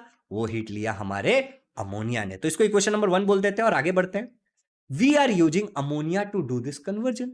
ये करने के लिए जो हीट निकल रहा है, वो करने के लिए, हीट निकालने के लिए हम लोग अमोनिया का इस्तेमाल कर रहे हैं। Q heat is taken of, ये जो क्यू हीट वाटर में से निकला वो कौन, कोई तो लेगा, वो किसने लिया? M1 मास ऑफ अमोनिया ने। किसने लिया? M1 मास ऑफ अमोनिया ने लिया। भैया यहां पे ये वाला फॉर्मूला क्यों यूज किया? क्योंकि मैंने तुम्हें बताया कि जो लिक्विड अमोनिया आया था वो एवापोरेट हो गया था, मतलब लिक्विड किस में कन्वर्ट हो गया? गैस में कन्वर्ट हो गया। तो हम जो फॉर्मूला यूज करेंगे वो होगा ML। भैया M1 क्यों लिखा है यहां पे? क्योंकि M1 हमारा मास है अमोनिया का, ठीक है। फॉर्मूला ML है लेकिन यहां पे M1 आ जाएगा, ठीक है। कितना हीट अमोनिया ने लिया? 200। मास कितना था मुझे नहीं पता। अमोनिया का लेटेंट हीट कितना है? 341। Very good. M1 यहां पे ले लिया और ये क्या हो जाएगा? 200 डिवाइड बाय 341। ठीक है, सिंपल सा मैथ्स है। इसका आंसर कितना आ जाएगा? 0.5865 kg। So this is our final answer. M1 की वैल्यू अगर ग्राम में निकालने जाएंगे तो इसको डिवाइड कर देंगे किससे? केजी को हम लोग क्या करेंगे ग्राम में कन्वर्ट करने के लिए? 1 केजी मतलब 1000 ग्राम, तो मल्टीप्लाई कर देंगे तो आंसर आ जाएगा 586.5 ग्राम ऑफ अमोनिया। एक स्टेटमेंट ऐसे लिख देंगे हम कि इतना ग्राम अमोनिया हमें लगा एवापोरेट करने के लिए। इतना ग्राम अमोनिया हमारा एवापोरेट हुआ 2 केजी पानी से बर्फ बनाने के लिए, ठीक है। और जो भी टेम्परेचर का जिक्र था वो, बाकी ये स्टेटमेंट इतना लिख दोगे तो काम हो जाएगा। तो बालकों यहां तक आपका ये वाला क्वेश्चन हो गया और आपको काफी सारी चीजें समझ में आ गई होगी कि प्रिंसिपल ऑफ हीट एक्सचेंज कैसे इस्तेमाल हुआ यहाँ पे, क्योंकि जो क्यू का वैल्यू वहां पे आया था वही हमने यहाँ पे लिख दिया, ठीक है। चलो, तो ये क्वेश्चन बहुत सिंपल था। इसको सॉल्व करने का एक और अप्रोच हो सकता है, आप खुद ढूंढ के देखोगे कैसे करोगे। अब मैं वो वाला अप्रोच दूसरे क्वेश्चन में सिखाता हूं तुम्हें। क्वेश्चन नंबर 9 में ही सी वाला क्वेश्चन है ये, ठीक है, मतलब एक्सरसाइज का तीसरा question. A thermally insulated pot has 150 gram ice at temperature 0 degree Celsius. इसका अर्थ आप ऐसे समझ लो कि आपके पास एक इस तरीके का पॉट है, लेट्स से, ठीक है। पॉट को पॉट जैसे ही बनाते हैं, ठीक है। इस तरीके का एक पॉट है तुम्हारे पास। अब ये जो पॉट है ना बच्चों, वो थर्मली इंसुलेटेड है, मतलब इसमें से ना तो हीट एनर्जी बाहर जाएगा और ना तो बाहर का अंदर आएगा। Okay. A thermally insulated pot has 150 gram ice. इसमें बच्चों ऐसे करके बर्फ रखा हुआ है और ये जो बर्फ है वो कितना ग्राम बर्फ है बच्चों? यहाँ पे 150 ग्राम बर्फ है। टेम्परेचर क्या है? ऑफकोर्स बर्फ का, यहाँ बर्फ का टेम्परेचर कितना बच्चों? यहाँ पे 0 डिग्री सेल्सियस पे ये बर्फ है। How much steam of 100 degree Celsius has to be mixed. अब मान लो कि यहां से मैं ऊपर से इसके अंदर में स्टीम लेके आ रहा हूं। क्या लेके आ रहा हूं बच्चों? ध्यान से समझना। मैं ऊपर से इसमें से स्टीम लेके आ रहा हूं। स्टीम मतलब क्या होता है? भाप लेके आ रहा हूं, गरम गरम भाप। भाप का टेम्परेचर हमेशा 100 डिग्री सेल्सियस से ज्यादा होगा, तभी भाप बनता है ना। तो यहाँ पे हम भाप लेके आ रहे हैं और उसका टेम्परेचर कितना है? 100 डिग्री सेल्सियस। तो यहाँ पे 100 डिग्री सेल्सियस का मैं भाप लेके आ रहा हूं। क्यों लेके आ रहा हूं? मिक्स कर रहा हूं मैं। मेरा काम क्या है? वाटर बनाना है मुझे जिसका टेम्परेचर 50 डिग्री सेल्सियस होगा। तो बेसिकली मेरा मकसद क्या है कि इसमें इतना स्टीम मिलाऊं मैं, इतना स्टीम मिलाऊं कि यहां पे वाटर बन जाए। और वाटर बन जाए तो कैसा वाटर बने भैया? ऐसा वाटर बने जिसका टेम्परेचर मेरे को 50 डिग्री सेल्सियस चाहिए। अब सवाल यह है कि मुझे कितना स्टीम मिलाना पड़ेगा 100 डिग्री सेल्सियस वाला। क्वेश्चन को जरा ध्यान से समझना, यहां पे क्या हो रहा है। एक तुम्हारे पास स्टीम है, ठीक है, जो कि 100 डिग्री सेल्सियस पे है और वो कुछ तो उसका मास होगा जो मुझे ढूंढना है, ठीक है। उसका मास कितना वही तो मुझे ढूंढना है। ओके। इसको मैं किस में मिला रहा हूं? इसको मैं मिला रहा हूं मेरे प्यारे से पानी में, आइस के अंदर, ठीक है। क्यों मिला रहा हूं भैया? क्योंकि मुझे आइस का कन्वर्जन करना है वाटर में। आइस कितने डिग्री सेल्सियस पे है? 0 डिग्री सेल्सियस पे। वाटर कितने डिग्री सेल्सियस का चाहिए मुझे? 50 डिग्री सेल्सियस का। अब देखो, ये स्टीम जितना हीट लूज करेगा वो आइस उतना गेन करता जाएगा, गेन करता जाएगा और फाइनली 50 डिग्री सेल्सियस पे पहुंच जाएगा। हीट एक्सचेंज का प्रिंसिपल यूज हो गया। स्टीम ने जितना लूज किया उतना ही इसने गेन किया। अब सवाल यह है कि कितना स्टीम देना पड़ेगा। बात सही है। अब देखो, अब ये सारा अगर टॉपिक तुम्हें समझ में आ गया है तो अब हम सिंपली सम को देखते हैं। तो बालकों हमारे पास क्या है भाई? 100 डिग्री सेल्सियस का स्टीम है जो हम ला रहे हैं।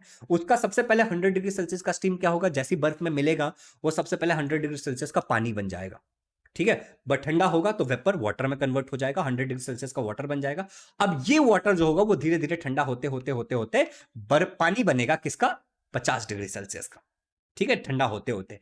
अब यहां से यहां अगर तुम देखोगे तो क्या हुआ है? स्टेट में बदलाव हुआ है। मतलब स्टीम जो कि गैसियस फॉर्म में था वो लिक्विड बना है और ये लिक्विड फिर ठंडा हो गया बेसिकली, मतलब खाली टेम्परेचर में बदलाव हुआ है। तुम्हें पता है कौन सा फॉर्मूला कब यूज होता है। चलिए, इसको हम लोग पूरे को, ये वाला जो पूरा सिचुएशन है स्टीम से रिलेटेड, इसको मैं बोल देता हूं Q A.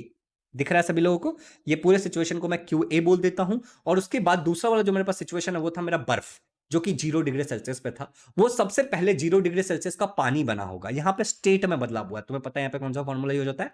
Small M capital L, ठीक है। और उसके बाद ये जो पानी है वो धीरे धीरे धीरे धीरे हीट एनर्जी गेन करते हुए वेपर से बन गया होगा हमारा 50 डिग्री सेल्सियस का वाटर।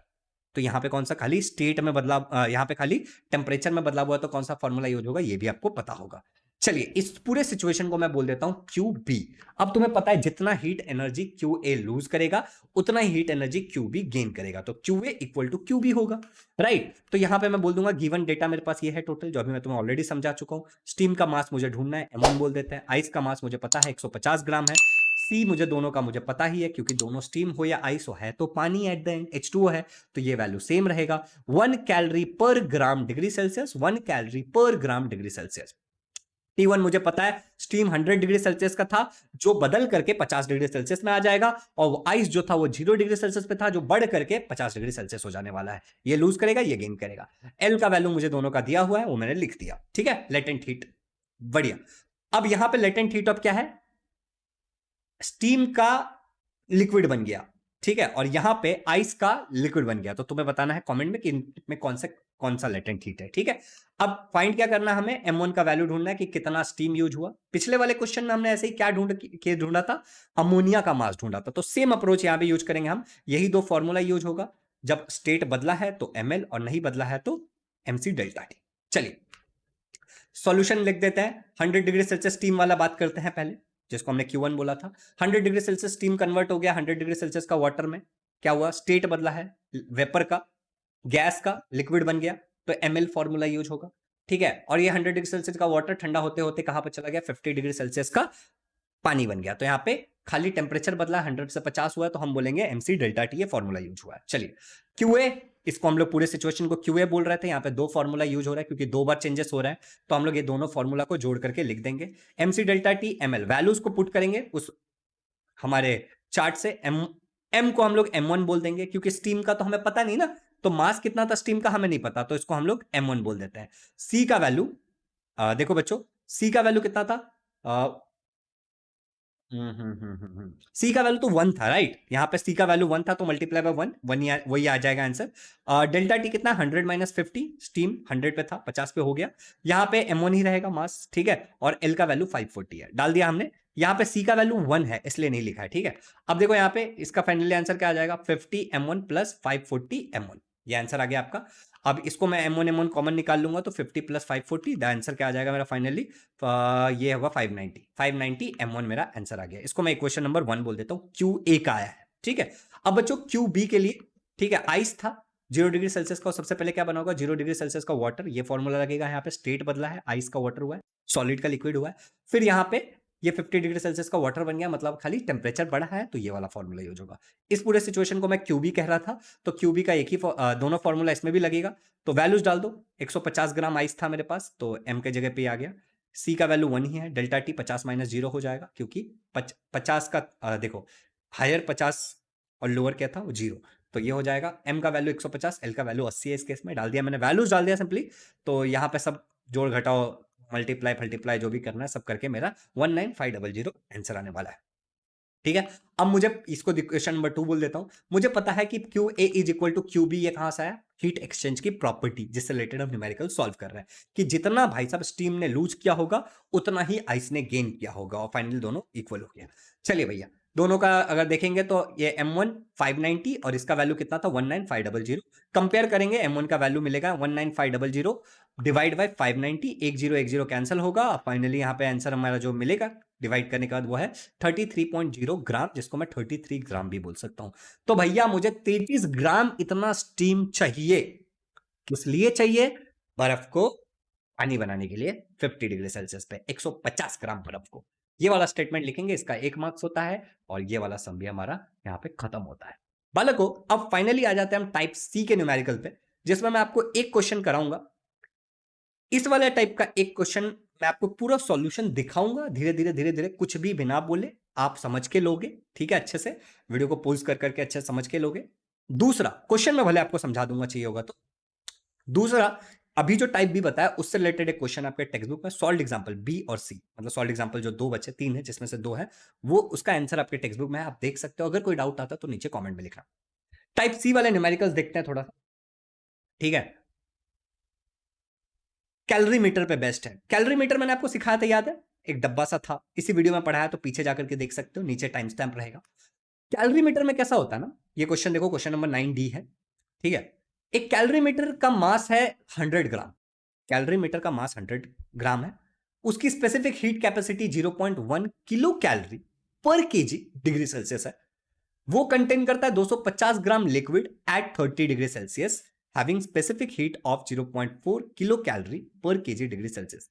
इन क्वेश्चन में एक बात जरूर याद रखना, कैलोरी मीटर के अंदर वाटर होता है, जो वाटर का टेम्परेचर होगा वही कैलोरी मीटर का टेम्परेचर होगा, दोनों अलग नहीं होगा, सेम ही होगा।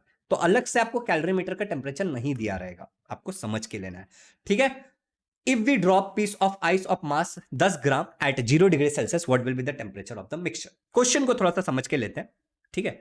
मान लो कि ये तुम्हारा पूरा कैलोरी मीटर है, जस्ट एग्जांपल के लिए, और इस कैलोरी मीटर में ये पानी है, ठीक है। इस कैलोरी मीटर में ये पानी है। क्या कह रहा है? कैलोरी मीटर जिसका मास 100 ग्राम है, तो ये क्या दिया है? 100 ग्राम क्या दिया? हमारा मास ऑफ कैलोरी मीटर, ठीक है। It contains 250 gram of liquid, मतलब यहां पे जो लिक्विड है उसका मास दिया हुआ है। इसका कितना हो गया? 100 ग्राम मास। इसका कितना हो गया? 250 ग्राम मास। ये तो क्लियर हो गया। बच्चों, कह रहा है कि 30 डिग्री सेल्सियस पे है, ठीक है। कितने डिग्री सेल्सियस पे? वाटर कितने डिग्री सेल्सियस पे है? ये भैया 30 डिग्री सेल्सियस का पानी है हमारा। बात को सुनते जाना। हैविंग स्पेसिफिक हीट कैपेसिटी, इसकी स्पेसिफिक हीट कैपेसिटी इतनी है पानी की, तो पानी की स्पेसिफिक हीट कैपेसिटी को 0.4 है, और ये जो कैलोरी मीटर है इसकी जो हीट कैपेसिटी है वो 0.1 दिया हुआ है, ठीक है। स्पेसिफिक हीट कैपेसिटी अभी जस्ट मैं टेबल बना के दिखाऊंगा, सर टेंशन मतलब। कह रहा है कि मान लो कि तुमने एक बर्फ का टुकड़ा लिया, कि एक बर्फ का टुकड़ा है, और इसको तुमने यहां पे डाल दिया। ये बर्फ के टुकड़े को मैंने कहा किया, इसके अंदर डाल दिया। अब भैया ये जो बर्फ का टुकड़ा है हमारा, वो कितना है? वो 0 डिग्री सेल्सियस पे है। ये वाला 0 डिग्री सेल्सियस किसका, समझ में आया? और कह रहा है कि इस बर्फ के टुकड़े का जो मास है तुम्हारा वो 10 ग्राम है। अब देखो होगा क्या, ये कैलोरी मीटर जो तुम्हारा था, वो जितना गर्म तुम्हारा पानी होगा 30 डिग्री सेल्सियस, उतना ही ये कैलोरी मीटर भी होगा। मतलब यहां पे ओवरऑल टेम्परेचर कितना है? 30 डिग्री सेल्सियस है, ठीक है। अब जब तुम ये बर्फ डालोगे 0 डिग्री सेल्सियस वाला, तो ये बर्फ पिघलने लगेगा। अगर ये बर्फ पिघल रहा है, मतलब इसके अंदर जो टेम्परेचर है, ठंडापन है, वो कौन ले रहा है? कैलोरी मीटर और पानी ले रहा है। तो ये बढ़ने लगेगा। एक ऐसा टाइम आएगा कि तीनों का टेम्परेचर इक्वल हो जाएगा। Principal of heat exchange. Hot object जितना लूज करेगा, कोल्ड ऑब्जेक्ट उतना ही गेन करेगा। Got it? कोल्ड ऑब्जेक्ट कौन था हमारा? ये बर्फ, और ये हॉट ये था। तो ये जितना मतलब इक्वल होने वाला है दोनों, सिंपली समझ रहे हो तुम? दोनों इक्वल होने वाला है। अब इस वाले सिचुएशन में जितना पानी होता है उतना ही कैलोरी मीटर होता है। मैंने याद रखने के लिए कहा है तुम्हें इस टाइप के सम में। तो कैलोरी मीटर और पानी और बर्फ तो लूज करा, जब सब इक्वल हो जाएगा, मतलब एक कॉमन टेम्परेचर क्या होगा वो हमें ढूंढना है। तीनों का एक कॉमन टेम्परेचर होने वाला है, आंसर सेम आएगा। तीनों का सेम होगा, 5 तो 5, 6 तो 6, जो भी आएगा तीनों का सेम हो जाएगा प्रिंसिपल ऑफ हीट एक्सचेंज के कारण।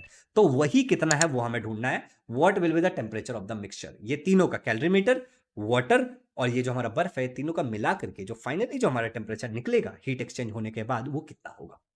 क्वेश्चन समझ आ गया कि क्या है? थोड़े से इसमें क्वेश्चन हीट वाले कॉम्प्लेक्स होते हैं, बाकी कुछ नहीं है। तो देखो यहाँ पे ये हमारा पूरा गिवन जो मैंने तुम्हें समझाया, वो मास ऑफ आइस 10 ग्राम, पानी हमें 250 ग्राम दिया है, और बाद में वो 100 ग्राम क्या था रे, एक मिनट अच्छा सॉरी, वो यहाँ पे वाटर Q1 और वाटर Q2। अब ये Q1 Q2 क्यों? ये देखो, ये तुम्हारा ऑब्जेक्ट है, जैसे मैंने तभी फोन दिखा दिखा के तुम्हें बताया था कि ऑब्जेक्ट डाला, ठीक है। तो ये पानी और दूसरा तुम्हारा कैलोरी मीटर, ठीक है। अच्छा देखो अब यहाँ पे क्या लिखा है? स्पेसिफिक हीट 1 कैलोरी, ये तुम्हें दिखा, मैंने बताया ना, 1 कैलोरी यहां से आ गया। कहाँ था 1 कैलोरी? ये रहा, ये रहा। Specific heat of water ice तो तुम्हें पता है ना, 1 कैलोरी पर ग्राम डिग्री सेल्सियस। वाटर का 0.4 कैलोरीज, यहाँ पे देखो 0.4 कैलोरीज ये रहा, ठीक है। और ये 1, और यहाँ पे वाटर का 0.1, ठीक है। आइस का हमें पता होता है, ठीक है, ये याद रखना, गिवन रहेगा वैसे, लेकिन आइस का फिर भी 1 कैलोरी पर ग्राम डिग्री सेल्सियस है। ये दोनों हमें दिया हुआ है, ये भी गिवन रहेगा, नीचे ब्रैकेट में रहेगा शायद, और नहीं रहेगा तो आपको ये पता होना चाहिए, ठीक। उसके बाद देखो T1 टेम्परेचर, आइस का 0 डिग्री सेल्सियस का आइस था हमारे पास, ये लिखा हुआ है। वाटर का हमारे यहाँ पे T1 पे 30 डिग्री था, और कैलोरी मीटर का भी उतना ही रहेगा। ये जो हमने ये वाला लिया है ना, ये तो हमारा Q1 वाटर है, देखो 200 कैलोरीमीटर ऑफ मास 100 ग्राम, तो ये जो 100 ग्राम आया कैलोरीमीटर का मास है, और ये तो हमारा वाटर है 250 ग्राम इधर लिखा हुआ है। ठीक है, वैसे मैंने तुम्हें सब कुछ बताया। तो दूसरा वाला जो Q2 है हमारा, वो कैलोरी मीटर के लिए, ये बात याद रखो। यहाँ पे मैंने गलती से यही रहने दिया, वाटर ही रहने दिया, जिससे ये कंफ्यूजन हो रहा है। इसको हम लिख देते हैं कैलोरी मीटर। ठीक है, ये हमारा कैलोरी मीटर हुआ। ओके, इसको मैं चेंजेस कर दूंगा। चलो, तो ये याद रखना, ये कैलोरी मीटर, आप कोई कंफ्यूजन नहीं है। तो ये कैलोरी मीटर से रिलेटेड डेटा दिया हुआ है, तो जितना इसका टेम्परेचर रहता है उतना ही कैलोरी मीटर का रहता है, मैं तुम्हें बता चुका हूँ। तीनों का कॉमन टेम्परेचर हमें बताना फाइनली क्या होगा, तो ये हमें टी हम बोल देते हैं इसको फाइनल वाले को। और आइस का हमें पता, और इन दोनों का हमें कुछ जरूरत भी नहीं है, तो हमने डैश डैश लगा दिया। ठीक है, आइस का 80 किलो कैलोरीज पर केजी डिग्री सेल्सियस होता है, ये हमें ऑलरेडी पता भी है। चलिए आगे बढ़ते हैं। फाइंड क्या करना भैया, हमें फाइनल टी ढूंढना है, कॉमन टेम्परेचर। ठीक है, फाइनली मिक्सचर का टेम्परेचर क्या होगा। फॉर्मूला, ये 3 फॉर्मूलाज यूज होंगे। देखो यहाँ पे Q अगर यहाँ पे खाली टेम्परेचर में बदलाव आ रहा है तब, ये वाला Q अगर स्टेट में बदलाव आ रहा है तो, और ये वाला जैसे हमने आइस डाला तो पानी बन गया, तो स्टेट में बदलाव हुआ इसलिए। ये क्या है, कैलोरी मीटर वाला जो फॉर्मूला मैंने तुम्हें बताया था, how to find specific heat capacity, याद है। ये ऑब्जेक्ट ने कितना लूज किया, पानी ने कितना गेन किया, कैलोरी मीटर ने कितना गेन किया, याद करो। मैं तुम्हें दिखा देता हूं, स्लाइड दिखा देता हूं एक बार। ठीक है, एक बार स्लाइड दिखा देता हूं मैं आपको, कि आपको याद आ जाए कि हम किस चीज के बारे में जिक्र कर रहे हैं। ये वाला स्लाइड देखो, ये वाला मैंने आपको बताया था, याद है, दिख रहा है। हाँ, तो ये इससे रिलेटेड हमारा फाइनल ये क्वेश्चन है, कुछ हार्ड नहीं है। ठीक है, फट फट फट फट फट फट फट फट फट स्लाइड्स बदल रहे हैं, जोर का झटका, आ गए हम लोग। चलो, तो ये यहां तक हम पहुंच गए। तो हमें फाइनली क्या ढूंढना है, टी ढूंढना है। अब देखो क्वेश्चन को ध्यान से समझना। सॉल्यूशन आइस है जो हम डाल रहे हैं, हॉट ऑब्जेक्ट या फिर कोल्ड ऑब्जेक्ट, जो भी ऑब्जेक्ट हम डाल रहे हैं, वो पहले क्या था, 0 डिग्री सेल्सियस का आइस था, वो किस में कन्वर्ट होगा, 0 डिग्री सेल्सियस के पानी में कन्वर्ट हो जाएगा। राइट, अब देखो 0 डिग्री सेल्सियस का जो आइस है, वो पहले 0 डिग्री सेल्सियस का पानी बनेगा, और उसके बाद वो T डिग्री सेल्सियस या T1 डिग्री सेल्सियस, इसको चाहिए तो T डिग्री सेल्सियस बोल देना, T1 नहीं भी बोलोगे तो चलेगा, वो T1 या T डिग्री सेल्सियस का वाटर बनेगा, इसको हम टी ही बोल देते हैं। ठीक है, इसको हम केवल टी ही बोल देते हैं। तो T डिग्री सेल्सियस का वो पानी बन जाएगा। राइट, मतलब हीट एक्सचेंज होने के बाद। चलो, अब इसके बाद क्या है, here ice will gain heat from the calorimeter और वाटर। कैलोरी मीटर और वाटर दोनों का सेम टेम्परेचर है, तो उसमें से आइस क्या होगा, हीट एनर्जी गेन करेगा और मेल्ट होना उसका शुरुआत हो जाएगा, मेल्टिंग होने लगेगा, और उसकी टेम्परेचर बढ़ने लगेगी। तो देखो Q is equal to MC delta T plus Q is equal to ML। ऐसा क्यों, क्योंकि आइस अभी पहले बताया, पहले 0 डिग्री सेल्सियस का पानी बनेगा, और फिर T डिग्री सेल्सियस का क्या बनेगा, वो पानी बनेगा। राइट, पहले उस 0 डिग्री सेल्सियस बनेगा, उसके बाद जो फाइनली जो चेंजेस होना होगा वो होगा। इक्वल टू मास हमें पता है 10 है, सी का वैल्यू 1 है, डेल्टा टी हमें पता है T-0, एम का वैल्यू 10 ही है, और एल का वैल्यू 80 है, ये हमें पता है। डाल देने के बाद हमारा जो फाइनली आंसर निकलेगा वो होगा 10T प्लस 800। सिंपल है, इसको इक्वेशन नंबर 1 बोलते हैं, और आगे बढ़ते हैं बच्चों। Temperature of water will change, क्योंकि उसमें बर्फ डाला है तुमने, तो कुछ तो घटेगा ना, तो temperature of water will change. अब ये जो वाटर है तुम्हारा, वो 30 डिग्री सेल्सियस का पानी था, घट करके वो कुछ तो डिग्री सेल्सियस का पानी बन जाएगा, तो मान लो कि वो भी क्या हुआ, T डिग्री सेल्सियस का पानी बन गया। ठीक है, यही टी तो हमें ढूंढना है। तो यहां पे फॉर्मूला क्या है, Q is equal to MC delta T. भैया यहाँ पे MC डेल्टा टी जो है, इसमें जो M है वो 250 है, C का वैल्यू 0.4 है, चार्ट में दिखाया था तुम्हें, बुक में भी दिया हुआ है, क्वेश्चन में भी दिया हुआ है। डेल्टा टी का वैल्यू कितना है, 30 डिग्री सेल्सियस का पानी था, तो घट टी, उसमें कुछ तो बदलाव आ रहा है, तो -T।